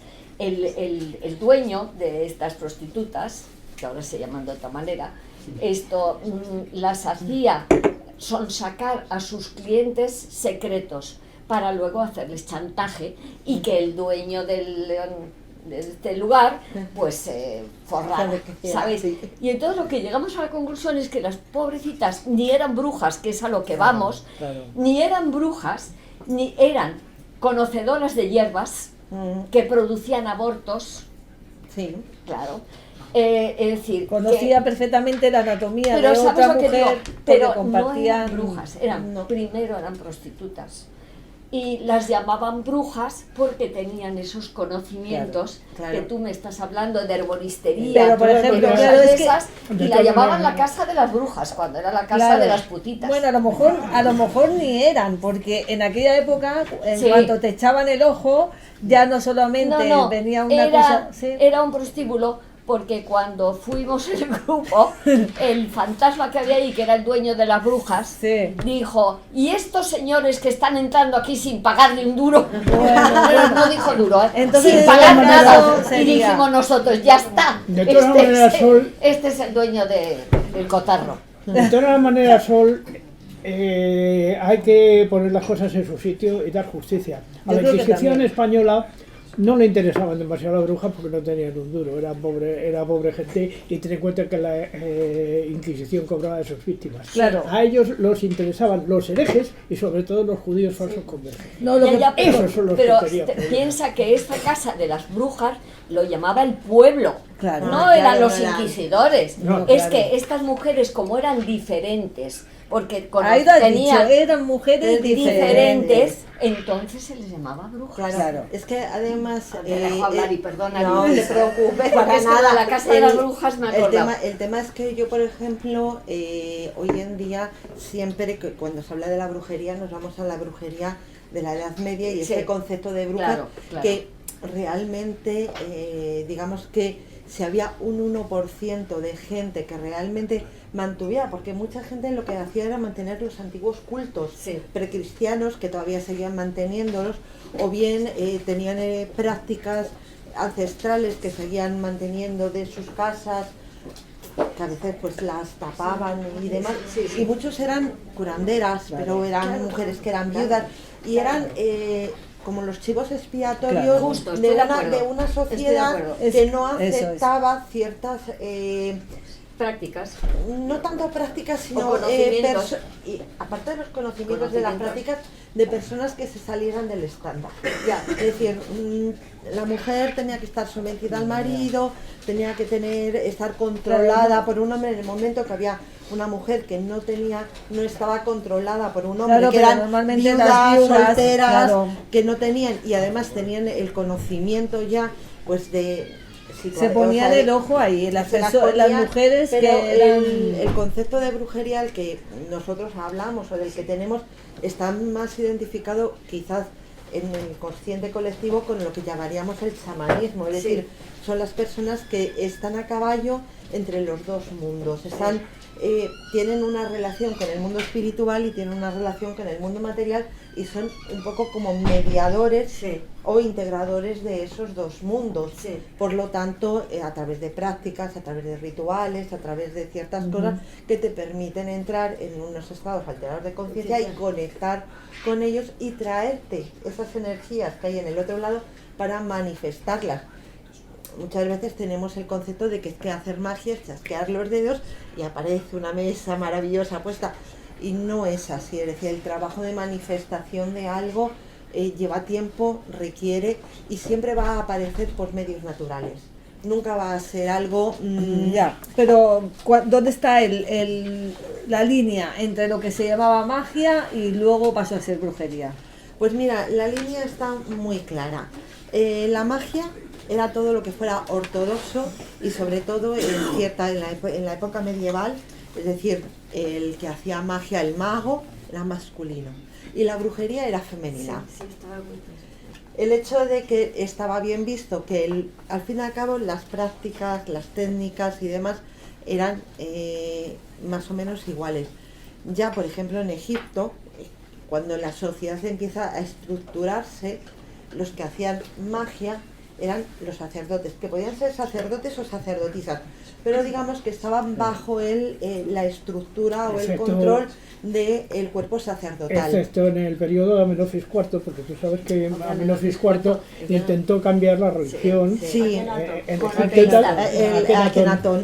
pero luego tuvo Bueno, se tuvo que Tutankamón. echar para atrás. Sí. Sí, que le echaron para atrás, aparte de No, eso no, que el hijo fundamentalmente. claro. A mí por eso el Tutankamón no me cae demasiado bien, Y fíjate. en cambio a mí que no me cae nada bien es el rey hereje. Hombre, no, porque es un señor que dijo, llegó un momento dado que dijo, no, un monoteísta. Claro, pero es casi que... coincide con Moisés, ¿te has dado cuenta de eso? Bueno, yo sí que tengo que quedar con una, venga, vamos a Hay hacer un historia, vamos a tufillo decir. bíblico Claro, ahí. Es claro. que Yo es lo que que pasa yo que como como- me meto un poco la uña Yo me donde quedo no con me la y reina digo, qué Hatshepsut, casualidad, ¿no? Qué claro, casualidad. que era una mujer y subió al trono, aunque se tuviera que vestir de hombre, pero Ah, ahí bueno, estaba pero eso ella. era genial. Pero yo como buena politeísta, el rey hereje... Bueno, tú eres politeísta. Yo Yo lo me siento, cae pero muy que bien me a la quiten- Akenatón, que no le respetaron para nada. Oye, Ahora, pero Gaia, tenías que ser un elegido, dijéramos, pues, para practicar esa magia. Sí, evidentemente tenías que demostrar que podías tener ese contacto. Pero hoy Y hoy en día también, por ejemplo, en todas las religiones o de origen africano, ¿no? Como pueden ser pues el palo santo y tal, no digas, son religiones al fin y al cabo. Sí, Puede- las prácticas. prácticas No, a mí las y demás. creencias no me importan. Las prácticas. Bueno, ya, luego depende, los paleros. hay por favor, algunos, los pero, paleros. pero también hay que entender que cada uno en su contexto y demás tiene una serie de Gaya, cosas y y las no que todos pasaron, igual. y las que pasaron de África a América, Ta- como por ejemplo el Orisha y el Candomblé. Sí, el candomblé y tal, Los pero- orixás son dioses también. Son dioses, Eso, sí, claro. pero hay un sincretismo de Santa Bárbara, de no sé qué, bueno. Claro, Bueno, pero- la Santa Muerte en México. Claro, Sí, pero bueno, claro, te pero quiero a decir lo que me si estudias refiero, un poco, que era la ¿no? pregunta que hacía un poco más, Sincretismo es es decir, terrible. para que tú puedas ser un sacerdote, tiene que montarte el espíritu. Es decir, si tú no tienes El espíritu te tiene que montar, lo llaman o cabalgar. Sí, Es decir, sí, si no te cabalgas, si tú no tienes esas capacidades, o sea, puedes ser devoto, pero no vas a ser un sacerdote, Pues no ya vas sa- a ser el Ya mediador. sabes que hay una creencia que también lo trato de anular, que los muertos se ponen en la chepa. Mentira. No necesitan para nada montarse en la chepa tuya, porque tienen una energía mucho mejor que la nuestra. Así que ni nos chupan energía ni se suben a la chepa. Os lo digo porque oiréis muchas cosas de estas De raras. Esto todas realmente, No. le llaman cabalgar, realmente es una canalización Claro. del orisa Ya, o del... pero fíjate que dicen montar. Sí. Es decir, es que hay un, ¿sabes? Hay un símil. Pero Sí. es que es muy curioso porque cuando tú haces una canalización, Sí, pero es- cuando tú traes a una divinidad, una de las formas en las que tú lo notas y lo Es en la sientes espalda. es como que entra a través de la espalda. Pero tú crees de verdad que necesita entrar en la espalda No, para que tú no, actúes. no es que, o sea, pero sí que quizá por tu sensibilidad, por donde está tu, Pero todo lo vaya. que es tu sistema límbico, que lo tienes Sí. por toda la parte, quizás por ahí es por donde tú lo percibes, es decir, es que es una forma de cómo tú percibes que entra la energía, evidentemente no es una cosa física ni te entra por ahí, pero sí es una sensación muy parecida a que a veces los tienes por detrás hablándote. Bueno, yo te digo porque en un Pero- caso que tuvimos empiezo No a notar quiere- un frío de cintura para abajo. Yo. Y le digo, Aldo, por Dios, pero aquí hace un frío, pero es que no lo entiendo. Digo, porque es que lo tengo de cintura para abajo. Y me hace así, me dice, claro, es un niño y lo tienes detrás. Me quedé, que digo, ¿cómo que es un niño? Te digo, el frío. Sí, es La que- sensación. Yo lo tuve, sensación de frío y de cintura. Y es que era un niño pequeño, porque había... Pero Gaya, tratamiento de que niño Juan pequeño. Ignacio quiere De contarte todas algo. maneras, Gaya, también hay que de alguna manera entender lo que es el contexto medieval. Estas mujeres que eran hechiceras en muchísimos casos y prostitutas o lo que tú quieras y tal, sabían cómo manejar ciertas sustancias que eran capaces de impregnarte, por ejemplo el estramonio, por ejemplo la mandrágora, por ejemplo pues todo tipo de Sí, muchas sustancias. eran herboristeras, eran eran sanadoras, herboristeras. eran De tal. hecho, hay un claro. caso concreto de una que incluso llegó a ser doctora de la iglesia, que es Hildegard de Bingen. Hildegard de Bingen nunca se metieron con ella, a pesar de que hacía las mismas prácticas que las Claro. brujas. Bueno, Sí. de hecho era como la medicina, porque Claro. hasta el siglo XVII dijéramos que los Hasta hombres, Paracelso. claro, los hombres empezaron a tener conocimientos de medicina y hicieron, estas nos estorban todas. Así de Pero es clarito que fue, no, lo no que hay que fue otra entender cosa, que quiero decir, prácticamente el chamán, aparte de ser, de hecho depende, bueno, depende en qué comunidades los llaman de una manera o tal, pero por ejemplo en los norteamericanos, o sea, los indígenas norteamericanos, los Hopi, los Navajo, eran el hombre o la mujer medicina, y el hombre y mujer medicina eran un chamán, que eran tanto a nivel espiritual como a nivel físico, Bueno. el tratar las enfermedades. Entonces siempre la bruja, el brujo, el chamán ha sido el sanador de la tribu. Y en Brasil, que eso lo sabe muy bien Monseñor, por cierto, Sí, que no la está aquí saludamos. hoy día, pero La saludamos. la saludamos, que lo sabe muy bien, en el estado de Acre está el Santo Daime, que era la administración de la ayahuasca por parte del chamán. Sí. Eso es muy antiguo, la verdad es que lleva muchísimos años, pero luego se ha desvirtuado porque se trajo la ayahuasca a Europa, pero no la misma ayahuasca No. que toman ellos. Y además no las prácticas como deben ser de limpieza previa, porque antes de tomar la ayahuasca tienes que hacer unas limpiezas espirituales, Y la lógicamente. bufotenina, y por en el- ejemplo, de la que te habla Miguel Blanco, la bufotenina, que él dijo que estuvo sometiéndose a una cura con bufotenina, que es, ya sabes, la sustancia de los sapos. Ujú, sí. ¿Y cómo fue evolucionando la Pues magia? la magia ha ido evolucionando realmente, yo creo que seguimos practicando de la misma manera. Es decir, lo que pasa que lo que ha evolucionado son las personas y los conocimientos que tenemos. Evidentemente también ha cambiado mucho el lenguaje, porque cuando antes hablaban de los malos espíritus, pues los malos espíritus son esas energías que nos afectan de forma negativa. Pero pueden ser virus, pueden ser bacterias. Hoy en día sabemos que muchas de las enfermedades están provocadas pues, por virus, por bacterias, por procesos propios internos del organismo, como puede ser pues, desajustes de nuestros hígados, del riñón o de el azúcar en sangre. Es decir, todo ese tipo de cosas. Se sabía que algo estaba pasando y tenían un lenguaje para definirlo, pero también tenían el conocimiento de cómo tratarlo. Porque para mí la magia tiene un factor científico importante, es decir, el método científico es la observación, planteamiento de hipótesis, experimento y luego intentar validarlo. Y los chamanes, las brujas, toda esta gente, no la brujería esta que nos ha vendido la iglesia, sino la gente que trabajaba con la magia realmente era muy observadora de su entorno y era conocedora de los medios de la naturaleza, de las plantas que nos servían para curar, Claro. también para envenenar en un momento dado, con qué dosis podías trabajar, porque quien Sí. sabía curar sabía envenenar, porque Claro. cuando por ejemplo trabajas con el digital o con la digitalina, la dosis es muy importante, de unas gotitas que nos ayuda a fortalecer el corazón y a que vaya a ritmos más pausados, o a envenenarte, igual que pues todas las sustancias enteógenas o el estramonio y tal, son sustancias que en ciertas medidas pueden sanar, pero a la vez en otras, y eran muy conocedores de cuándo tener que recoger la planta, cuando estaba en su momento que tenía el potencial para ayudar, y se hablaba del espíritu de la planta, porque la planta tenía un poder que nos ayudaba pues para sanar. Lo que ha cambiado mucho es el lenguaje. Yo creo que también, como hemos cambiado a la hora de conocer, ahora en lugar de decir que es el espíritu de la planta, estamos hablando de fitoterapia.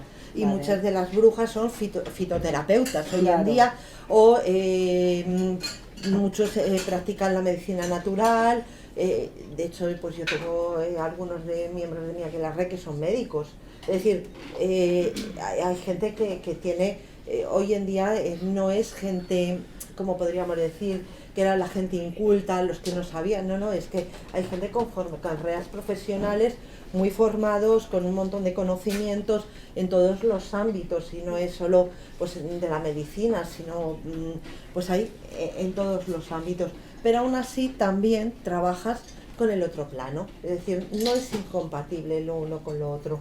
Cuando hablas del otro plano, ¿a qué plano te refieres?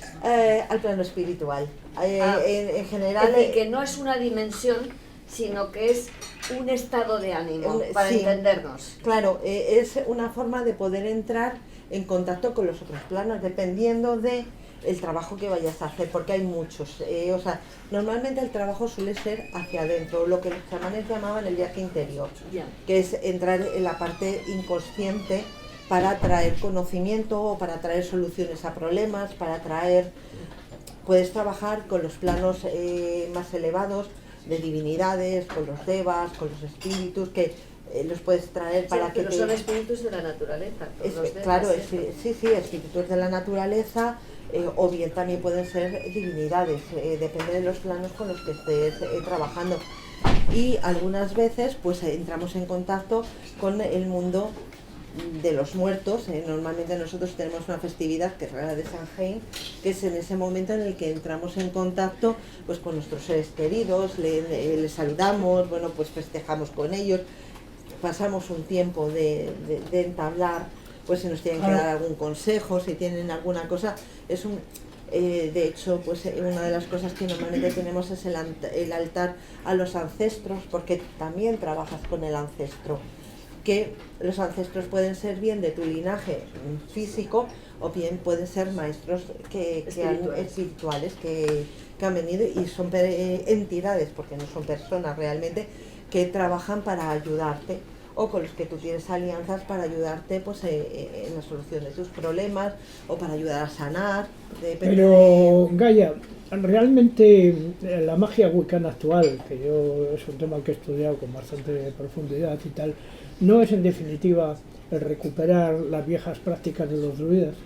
Bueno, o de los druidas o de los chamanes europeos, sí. O de realmente es un intento de recuperar las tradiciones precristianas europeas. Efectivamente, la dendrolatría, por ejemplo. Entonces el tema es depende luego de qué afinidad tú tengas, o trabajas con los panteones o trabajas con otros panteones.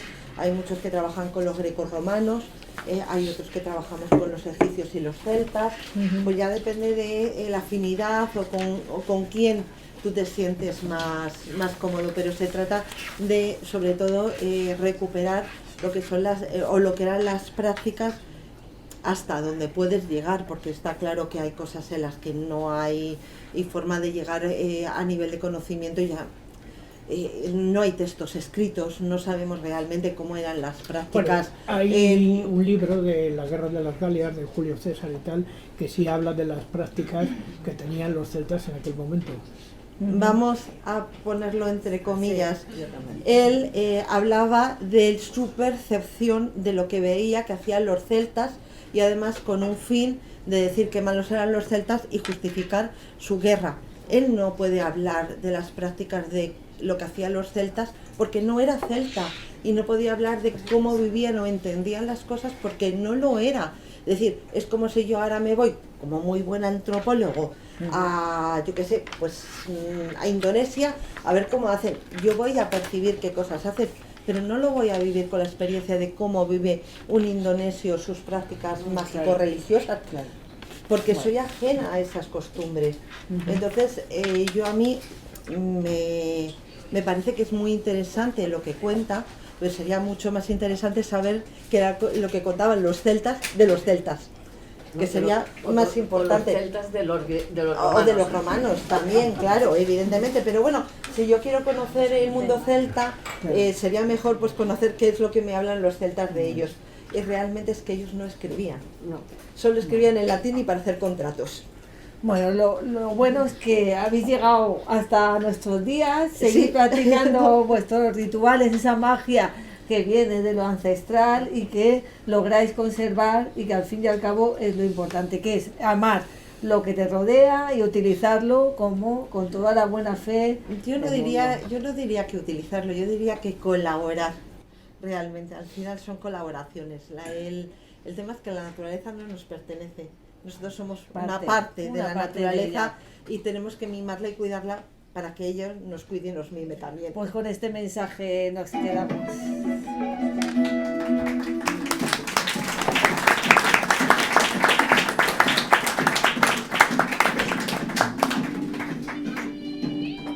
Bueno, y ahora llega la sección de ellas, que siempre suele ser los descalabros de las mujeres en la historia y que corre de mi cuenta, pero quizá esta sea un poco de lagrimita. Pero antes de empezar y contaros el meollo de la cuestión, yo tengo que empezar diciendo pues que la protagonista, la que inició todo, fue Marie Curie, que como conocemos todos, y su marido Pierre, que en 1898 pues inventaron aquello que llamamos o descubrieron el radio, ¿no?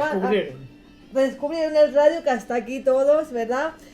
Pero pocos años después de que esto sucediera, hubo un ingeniero llamado William Joseph Hammer que le pidió al matrimonio unas cuantas muestrecitas de radio. Y no se le ocurrió otra cosa, ¿vale? Que sí que escribió un libro hablando de lo que era el radio, incluso de otras sustancias radioactivas, y con el paso del tiempo lo propuso como tratamiento con el cáncer. Hasta aquí vamos bien. Pero luego más adelante, no me voy a adelantar, se le ocurrió otra cosa que ya no fue tan brillante. Y es que la cuestión es que, mirad, combinó el sulfuro de zinc, las sales de radio. Y lo que hizo es crear una pintura, pues brillante, pero brillante, claro, de radioactividad. Y lo que hacía entonces... Fosforescente, relucía por la noche. Cuando estos radiodespertadores que teníamos por la noche, pero sin radioactividad, estos tenían, pero cargadito, ¿no? La cuestión es que Marie Curie, y con sus, ya sabemos que fueron pues, investigaciones súper pioneras, pero su marido y ella no eran conscientes de lo que tenían entre manos. Ya se sabe que Marie pues cogió pues una anemia plástica que acabó con su vida y evidentemente fue provocada por todo ese radio. Imaginaros su laboratorio, si eso tenía que brillar por luz propia, ¿no? No solo por el talento que tenía Marie Curie, ¿no? La cuestión es que ella se dedicó pues luego a seguir investigando, pero su ataúd cuando ella murió, sabéis que era de plomo, ¿no? Porque claro, tenía tanta radioactividad. Hasta aquí todo normal. Ella era licenciada en matemáticas, física, fue la primera mujer en la historia en recibir un premio Nobel de física junto a su marido. Los dos, he dicho los dos. No, recibió dos. Sí, que estás, fue la primera sí, mujer que te has adelantado, porque en el año 1911 ella recibió en solitario el premio Nobel de Química, ¿vale? Pero volviendo al tema de los relojes... Y la primera mujer que dio una clase de cátedra en la Sorbona y recibió la cátedra. La verdad es que fue una mujer espectacular. Recibió la de la mujer, o sea, recibió la del marido. Y fue la primera mujer en la Sorbona en recibir cátedra y dar clase de cátedra. Y además, pues bueno, por lo menos no fue vilipendiada, sino que se le reconoció y además era coetánea de la primera mujer de Albert Einstein. Y la mujer de Albert Einstein, la pobrecilla, mejor no hablar de Mileva porque sí que nos ponemos a llorar. Pero si queréis escuchar algo de Mileva, en uno de los primeros aquelarres estuve explicando un poco su biografía. Bueno, pues volviendo al tema de los relojes, porque lo de Marie Curie es el inicio de, y su marido Pierre, el inicio del radio que hoy día todos conocemos, pues es el año 1917, la United States Radio Corporation, ¿vale? Usó el invento de Joseph Hammer, ¿vale? Para producir esa pintura brillante para el ejército de los Estados Unidos en sus relojes, para cuando estuvieran en la Primera Guerra Mundial pudieran mirar, ¿no? Gracias a ellas, pues los militares podían consultar los relojes, como bien dicho, en esa oscuridad, y el tiempo más tarde este producto llegó a la población civil. ¿Cómo? Pues corría el año 1917, esto va a hace más de 100 años, y en aquella época ya se empezaba a sospechar que el radio no era todo lo bueno que se decía, ¿no? Y la pintura menos. Pero como no era tan inofensivo, pero ¿sabes qué pasa? Que se hicieron un poco los locos. Y esta empresa se apresuró a decir que sus relojes eran de lo más seguros que había y el radio se empezó a utilizar de manera muy normal. Tal fue el éxito de esta empresa que os he comentado, de la United States Radio, que contrató a un montón de mujeres, que estas sí que son las protagonistas de la sección de ellas, de este programa tan especial desde Madrid, ¿vale? Para realizar una tarea, que era pintar las agujas y los numeritos de esos relojes que brillaban en la oscuridad, ¿vale? Ellas elegían, esta empresa elegían mujeres porque decían que eran mucho más habilidosas. ¿Perdona? Bueno, como quieras, si no, en el fondo también está bien, ¿eh? Me parece. Vale. Es que se queda así, se ha quedado así. Bueno, no pasa nada. Así que decían que eran súper habilidosas para pintar estos relojes. Imaginar, en la Primera Guerra Mundial, pues los Estados Unidos, pues estaba fatal. Y ellos necesitaban como mucha mano de obra y contrataron a un montón de mujeres, muchas mujeres. Y además se lo pintaban como el mejor empleo del mundo, encima, ¿vale? Recibían la paga triple que recibía cualquier mujer en una fábrica normal y corriente y con cualquier otra obrera, y pues lo que tenían que hacer era, mirar, coger y pintar con una sustancia luminosa, ya ves que era radioactividad, las agujas y los números, ¿no? Pues imagínate, pero ¿sabes qué pasa? Que utilizaban radio, polvo, utilizaban agua, los pinceles, el pegamento, todo eso lo mezclaban, ¿vale? Pero, ¿sabéis qué pasaba? Que les obligaban a mojar el pincel y a chuparlo, claro. No es lo mismo que tú lo mojes en un trapo húmedo y tal, a que te obligaran a coger el pincel y chuparlo. ¿Qué pasaba? Pues que la empresa, esto que hacían, no les decían, no lo hagáis, que esto es malo. Ellos a la suya. La cuestión es que ese sistema era súper rápido. Era mojar, pim, pam, pim, pam, pim. Y continuamente, pues eso, hacían sobre unos 200 relojes al día. Esto era mucho en aquella época, en 1917. Así que trabajaban con el radio. Sin embargo, mientras ellas se contaminaban, sin saberlo, los químicos de esas empresas que las manipulaban, ¿sabéis? Trabajaba en otra parte de la empresa y iban protegidos con guantes, con pinzas, con mascarillas y con pantallas de plomo. ¿Esto cómo vosotros lo veis? Muy mal, francamente mal. Muy mal. Sí, lo sabían. Claro. ¿Qué ocurrió en 1922? Pues que en 1922 se empezaron a aparecer los primeros casos pues de osteosarcomas maxilares, claro, de la boca, ¿no? Entre los empleadas de la United States, aunque conocedora de los efectos nocivísimos, no nocivos, nocivísimos del radio, aquí nadie abría la boca, así que no tomaron ninguna medida de precaución y estas mujeres seguían contaminándose de radioactividad, ¿vale? Y pues eso, empezaban a tener anemias, empezaban a tener fracturas óseas de golpe, necrosis, la mandíbula hechas polvo. ¿Y qué ocurrió? Pues que muchas de estas empleadas padeciendo huesos horadados, llenos de tumores, dolores intolerables y al final pues con un desenlace brutal, que sabéis cuál es, ¿no? La muerte. No. Entonces, ¿qué ocurrió? Pues que la cosa fue, además de estar muy bien, pues claro, ellos se escuraban en qué, estáis súper bien pagadas, ¿de qué os vais a quejar? Claro. La cuestión es que en comparación con otras trabajadoras, claro, ellas las del radio, pues daban mucho trabajo y mucho de esto, pero como cuenta un periodista y una escritora que se llamaba Kate Moore en su libro The Radium Girls, es decir, que se han hecho libros sobre estas chicas, algunas chicas usaban vestidos por la noche para ir a una cita con un chico, se pintaban los vestidos con esta pintura. Y claro, iban a un baile, imaginaron las luces apagadas y ellas brillaban allí súper contentas, porque pensaban que esto era súper nocivo, o que no era nocivo, y que esto era lo más. Y además, algunas de ellas se pintaban los dientes, haciendo bromas en el trabajo, se pintaban los labios, las uñas, imaginaros, ¿no? Así que era para impresionar a los demás, que mira qué trabajo tengo y mira qué brillante que estoy, ¿no? Así como consecuencia, pues para impresionar, ¿no? Se les llegó a denominar las mujeres fantasmas, fijaros, porque fosforecían, ¿no?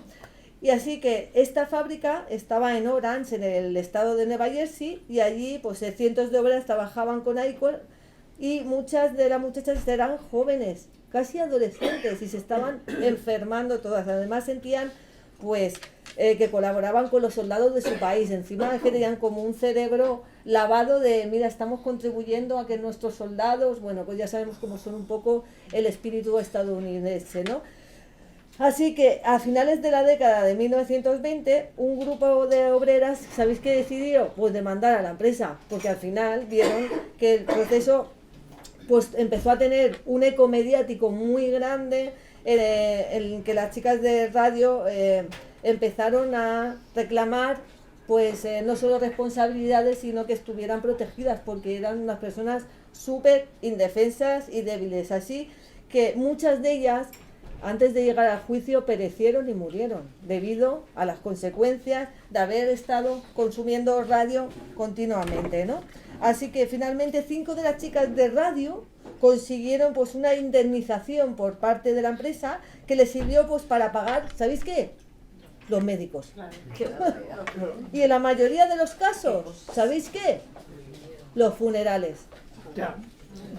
Además, el caso de las chicas de radio tuvo un gran impacto en las leyes, al fin, del derecho laboral hacia las personas, que estableció compensaciones pues muy grandes a las trabajadoras, ¿vale? Y que, bueno, pues al final consiguieron también un poco de derechos en que se les diera una seguridad a esta gente. Esta sustancia que se creía que podía, por ejemplo, curar resfriados, a ver, el cáncer, venía como componente estrella en varios productos como las pastas dentales, agua mineral, cosméticos, cremas faciales, en leches, en tónicos, para prolongar la juventud de aquellas chicas, ya ves.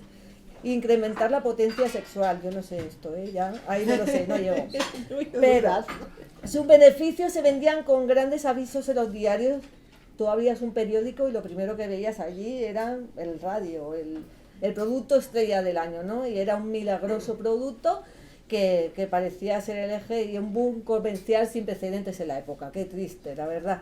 Pero bueno, más tarde se supo que las mismas fábricas pues pagaban, ojo, las mismas fábricas del radio pagaban supuestamente a científicos para hacer estudios de que el radio no era ningún peligro. Bueno, supongo que esto se hace ahora también con otras cosas, ¿eh? No vamos a hacer... Hasta que llegó Röntgen. Sí. Pero os voy a hablar de una chica que se llamaba Amelia, que le llamaban Molly, Magia, y fue la primera trabajadora de esa fábrica en sufrir las terribles consecuencias de la ingestión de radio. Esto fue en el año 1921, cuando un dentista les trajo un diente. Pero ¿sabéis qué pasó? Que cuando les trajo un diente, empezaron a caérseles todos los demás.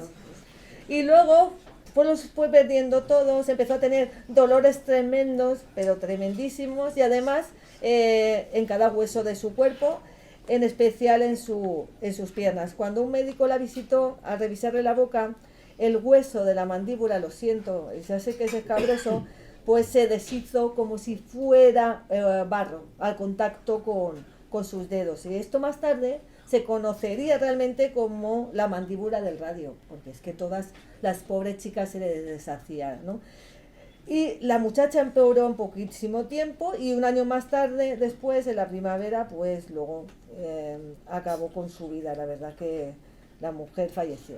Y tenía solamente 24 años. Es que el médico pues escribió, ¿sabéis? En su defunción, ¿sabéis qué puso? Que había muerto por sífilis.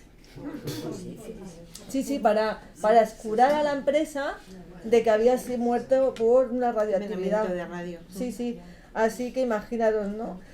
Pero había muchas más trabajadoras de radio enfermas. En 1997 ya eran 50 las pintoras de esferas que habían muerto, son muchas personas, y presentaban problemas de huesos como neoplasia, sarcoma, fracturas espontáneas. Imaginaos que vais andando y se os rompe una pierna. Padecían algunos casos de leucemia, anemia, debilidad, cansancio extremo, las piernas de las mujeres se acortaban y si algunas embarazadas había, pues perdían al bebé. Esto parece que lo hemos sacado de una novela, ¿que sí? Pues no, es la realidad.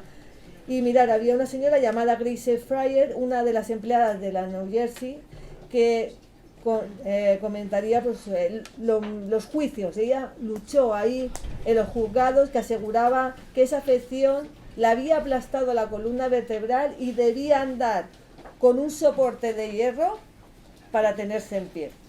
Así que en 1925, un joven actor con ansias de llegar a la verdad, por fin una persona, que se llamaba Harrison Marchand, descubrió que el problema de salud de estas trabajadoras era el radio de verdad. Así que comprobó que, al igual que el calcio, este producto nocivo se asimilaba en los huesos de la gente, ¿vale? Así que comenzaba a realizar todos esos estragos. Para seguir la hipótesis, este médico pidió exhumar el cadáver de Magia, ¿vale? Y cuando lo hicieron y abrieron el ataúd, ¿qué se encontraron? ¿Qué creéis que se encontraron? Polvo. Que brillaba. Que era un resplandor verdoso, más verde que mi vestido, ¿vale? Así que imaginaros. Y mira que me gusta el verde, pero la radioactividad no. Así que imaginar que fueron las propias empleadas enfermas con su sentencia de muerte por los efectos del radio ya firmados, las que comenzaron con esa batalla judicial, como bien decía, y contra viento y marea y las poderosas compañías que habían contratado a las mujeres, ¿no? Ellas se agruparon para encontrar las respuestas que necesitaban para luchar contra sus derechos, y ellas pues les tocó sufrir, pero realmente, mirad, lo que comentaba de Grace Fryer es que en 1927 se juntó con otras personas, entre ellas Molly, y dieron con un abogado para llevar a cabo esto, ¿no? Fryer sabía que se iba a morir, a pesar de todo siguió adelante y dijo que entonces ya no lo hacía ni por ella, que lo hacía por todas las mujeres que habían padecido y las cientos de chicas que siguieron. Así que las chicas de radio, pues ya, mira, pero hubo una, fijaros que hay luz al final del túnel, no solo de radioactividad, hay luz, porque había una chica que se llama Catherine Wolf que inició su propia lucha judicial, pero lo hizo junto a otras compañías. Esa fue pues a mediados de los años 30, pero la empresa negaba absolutamente todas las acusaciones que se hacían y se aseguraban que todos estos tiempos el radio todavía no estaba relacionado con la enfermedad, fijarse. Pero en el año 1938, que ya moribunda con un tumor que tenía del tamaño de una naranja en la pelvis, esta señora Wolf declaró ante la justicia por su testimonio en el domicilio, en su lecho de muerte, ¿no? Delante de su abogado.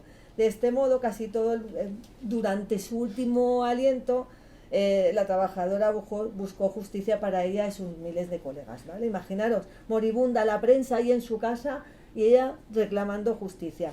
Pero en 1939 se obtuvo la victoria para todas estas mujeres y cada demandante recibiría unos $10.000 como compensación, está muy bien, y unos 600 dólares, por cada año trabajado.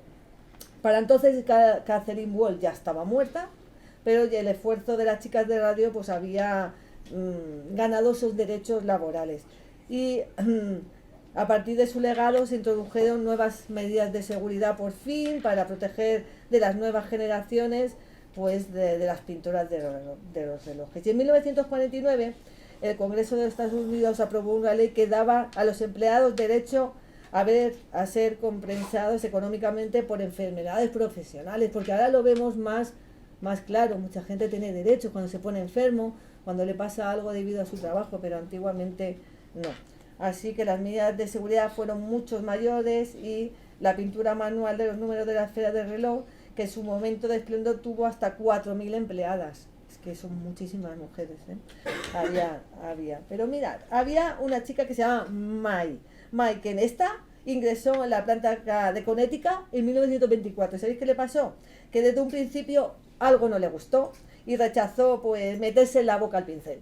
Claro, porque nadie se cuestionaba nada, esto no pasa nada, aquí todo el mundo moja, pero esta May dijo que no iba a mojar el pincel. Y uno de sus jefes le dijo que si no estaba conforme, pues que se pudiera ir. Con esto jugaban, esta no se va a ir porque le hace falta trabajo.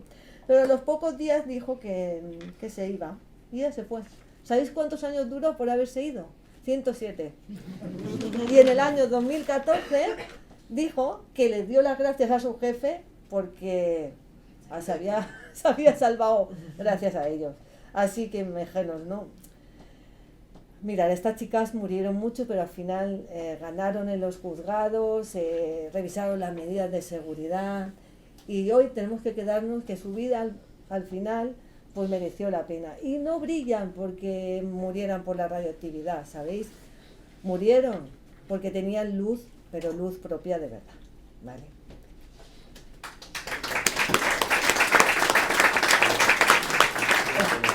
De todas maneras, Marta, ¿Sí? después de 1945, cuando cayeron las bombas de Hiroshima y Nagasaki, preparadas por Max Planck y Oppenheimer, el ejército norteamericano empezó a hacer experimentos en los propios soldados norteamericanos a ver cómo resistían las radiaciones nucleares y tal. Y a muchos también les tocó morirse en ese experimento. Eso te lo puedo contar Enrique Ramos Corbacho. Sí, que es un buen amigo, un buen amigo a quien le mandamos también un abrazo. Sí, claro, también hubo hombres que padecieron y murieron debido a esto. Paperclip. Exacto.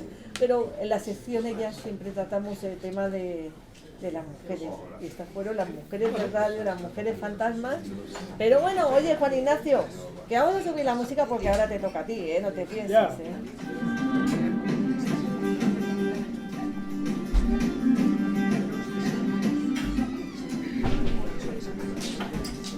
La música a lo largo de la historia del ser humano ha sido primordial para su desarrollo, siendo la época medieval un periodo cargado de renacer, por qué no decirlo, de misterio. ¿Quién no imagina a un infatigable jugador, por ejemplo, andurriano, como decimos en mi pueblo, con su picaresca música? O el nacimiento del canto gregoriano, ¿no? Pero no quiero adelantarme, porque no hay mejor persona que nuestro querido maestro Juan Ignacio Cuesta para enseñarnos cómo fue la evolución de la música medieval. Un aplauso a Juan Ignacio.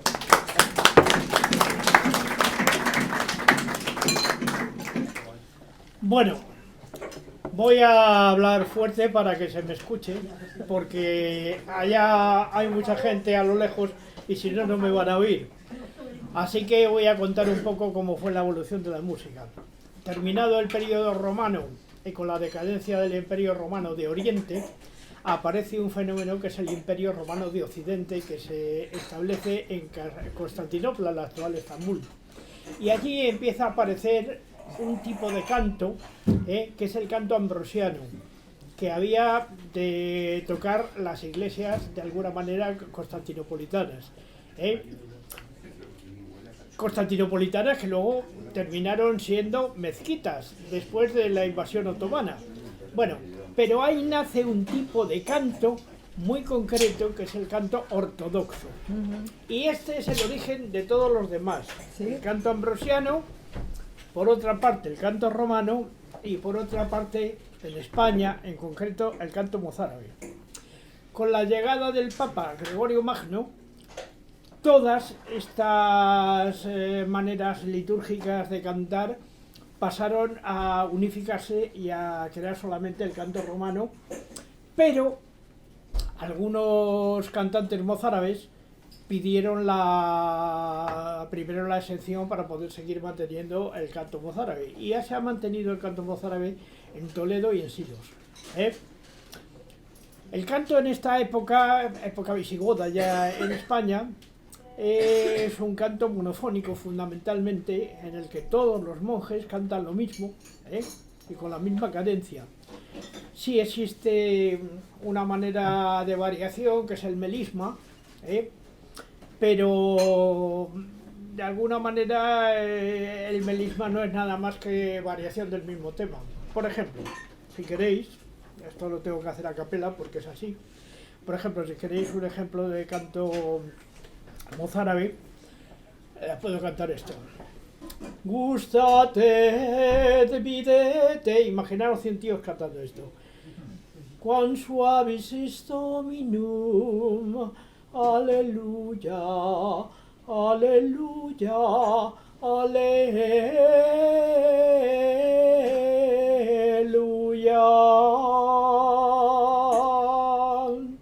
Quan viris es nodides nacili, et Dominum in doctorem, aleluya, aleluya, aleluya.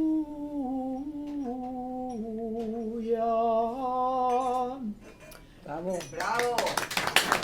Y de aquí empieza una evolución que ya ocuparía prácticamente en principio toda la Alta Edad Media y luego llegaría hasta la Baja Edad Media, que son las formas polifónicas posteriores y tal. Algunas de las cuales pues ya eran tocadas con instrumentos, como por ejemplo el organistrum.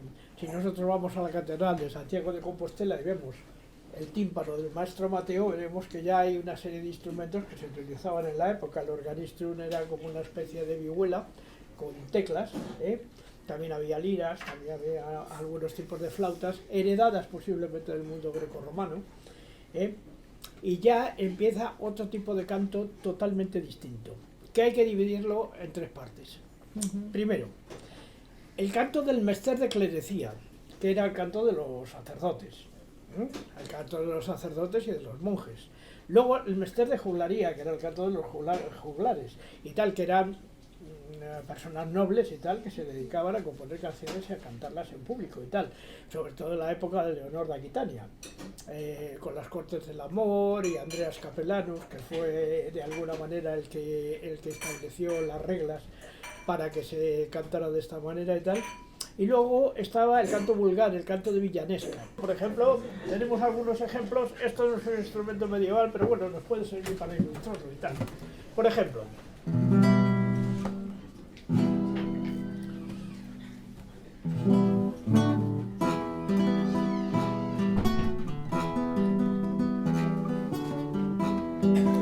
ondas do mar de Vigo, ondas do mar de Vigo, se veis meu amigo, decirle que europeo no enero, decirle que no le pero.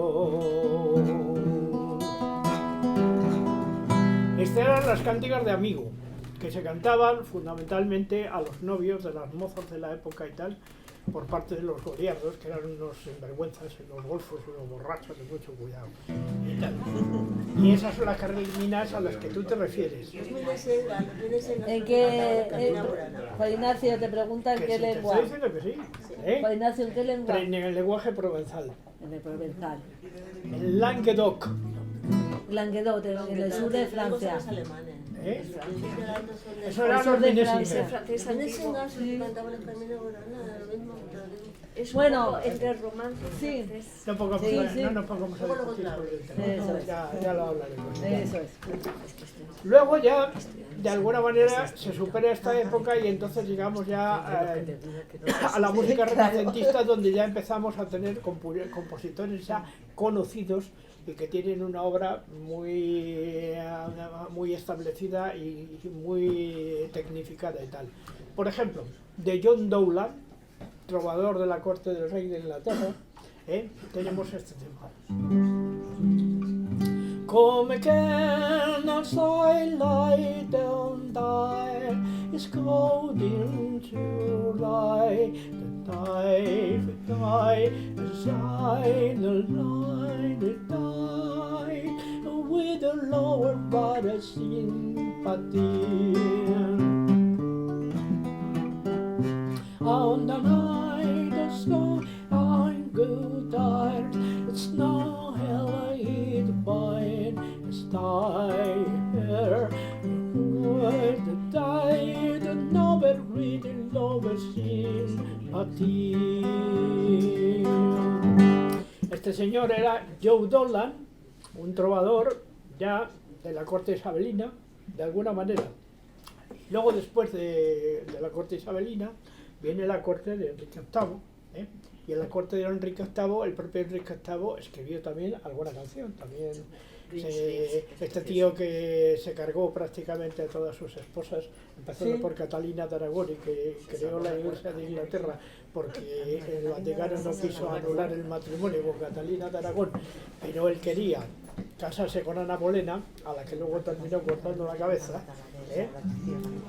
Escribió una letra para esta canción, que era una canción tradicional que venía mucho tiempo atrás. Lost my love was on thee, there's nothing indeed my sympathy. Now and life in the cold digging slits, green slide and I won't be high, green sleep on time, green slide and I won't be high, at the paving to paradise, and the going to paradise. Que se tradujo como mangas verdes, pero realmente no tiene nada que ver con eso. Parece los green sleeves, las mangas verdes, el green sleeves. Green sleeves y tal. Y luego aparecieron una serie de trovadores que iban de mercado en mercado cantando canciones y tal, haciendo rememoración de lo que eran las ventas de los mercados medievales. De alguna manera, por ejemplo, aquí tenemos un ejemplo de una de ellas. en este caso española. Ay, triste que vengo vencido de amor, mas era pastor, que mal me vendría no ir al mercado, que no me viniera tan aquerenciado y vestido de amor, mas era pastor.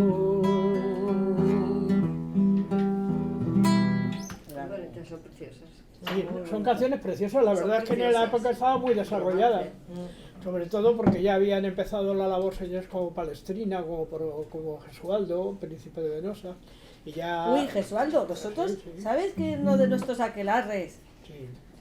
tuvimos a Gesualdo en uno de los personajes malditos de la música? Porque no está Sí, Martillo claro, Fontana, que es una compañera nuestra de aquelarre, que toca, pues es una cantante de punk que lleva más de 25 años en el mundo de la música, y nos trae a un personaje maldito de la música, y nos trajo a Gesualdo. Menudo era Gesualdo. Era un Menudo. loco pirado completamente, pero componía que- como Los Ángeles. Sí, pero luego con su mujer la destrozó viva, pobrecita. Sí. Pero bueno, vamos a dejarlo aparte, porque su música era celestial. Era celestial. Sí, porque era muy indudablemente. religioso. Sí, Era sí. muy religioso. Pero bueno, sigamos. En fin. Y luego ya aparece el movimiento trovador en toda Europa, de alguna manera, con algunas piezas fundamentales. Pero yo me voy a referir solamente a España y en concreto a un movimiento trovador que encabeza Juan de la Encina, nacido en Fermoselle, en todos los tiempos, con canciones como estas, por ejemplo. Comamos y bebamos y cantemos y holguemos, que mañana ayunaremos por Enra de San Antruejo, parémonos hoy bien ancho, embutamos estos panchos, recalquemos el pellejo, en el tema te detengo, la cadaca beberemos, que mañana la cintureta lleva abrido el hoyo oriente, ordenó primeramente y vos de llegar primero. La cadaca beberemos, que todos nos agotemos, que mañana ayunaremos. Bravo. Estaba dedicada a las fiestas de comienzo de la Cuaresma. Muy bien. Menuda época más esplendorosa para la música. Sí, luego ya vino ya lo que es lo sublime.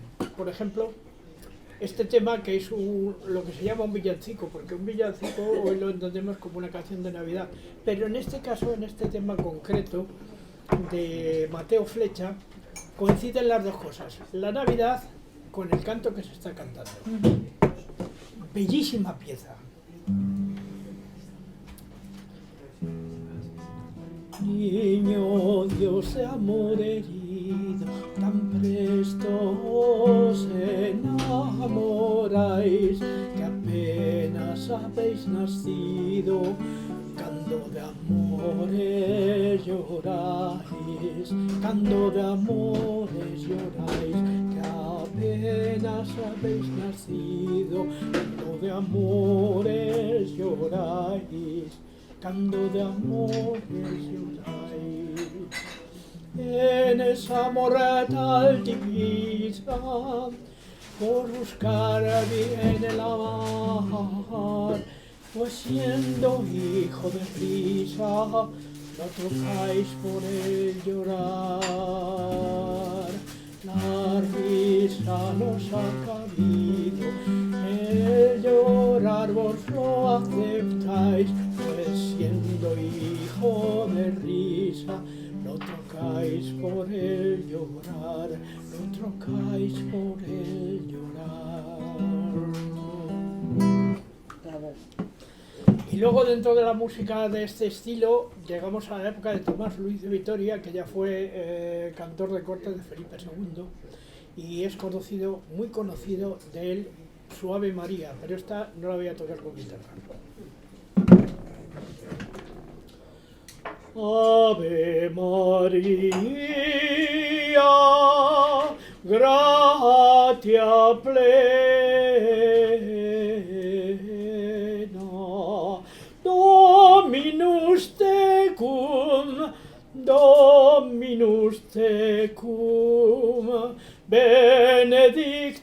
tu in mulieribus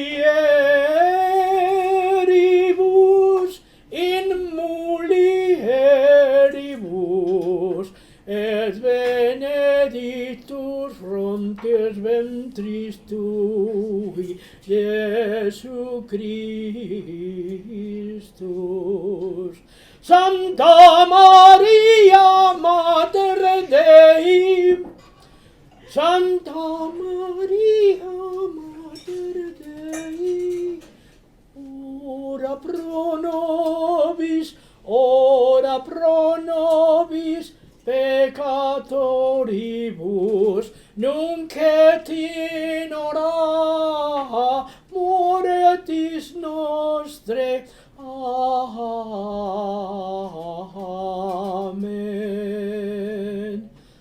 Amen.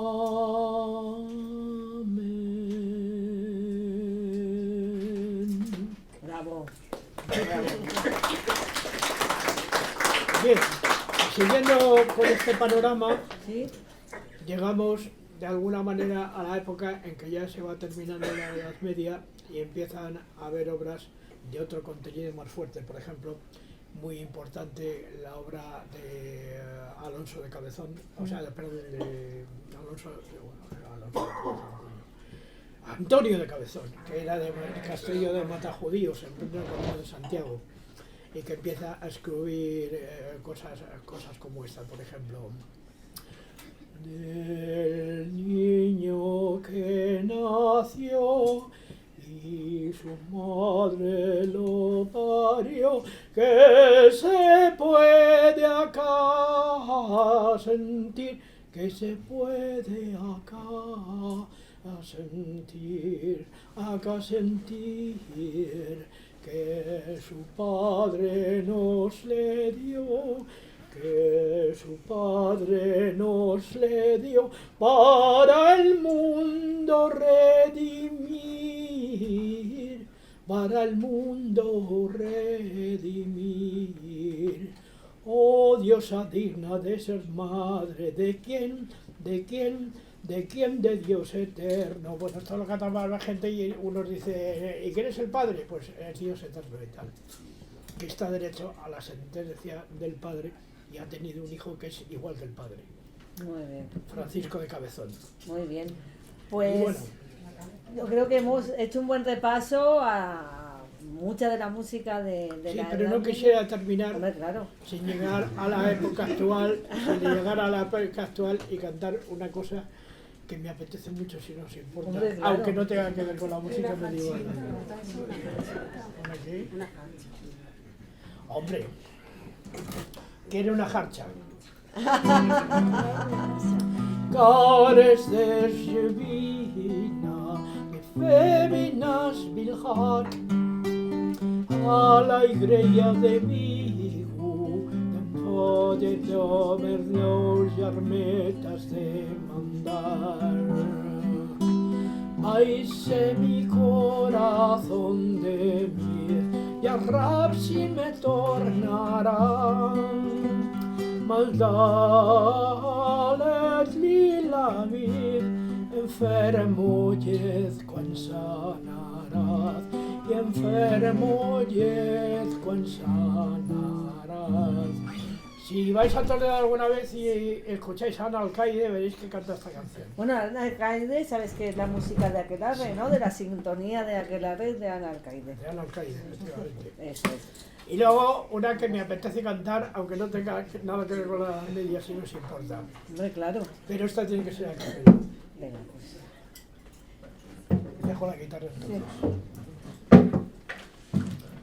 Nessun dorma, tu pure, o principessa, della tua fredda stanza, tre mano di amore e di nove perda e di te speranza, ma non mi chiudo chiuso in me. No, nessun saprà, dai, Dios será, del labio será, cuando al alba esplenderán. Bravo. Que yo de Claudio sei famiglia, en sua famiglia. Y después viene el coro y tal y todo eso, y al final termina. Giudana del trindiadan pelio de Dio di sau famiglia, io Claudio seren so den mi. Dio thenen nei de no de nai, ban due stanzia tramontane stelle, all'alba vincerò,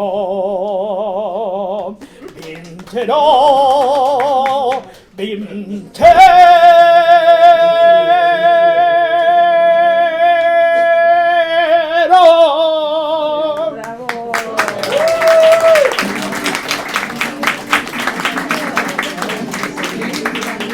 Y si alguien quiere hacer preguntas, después.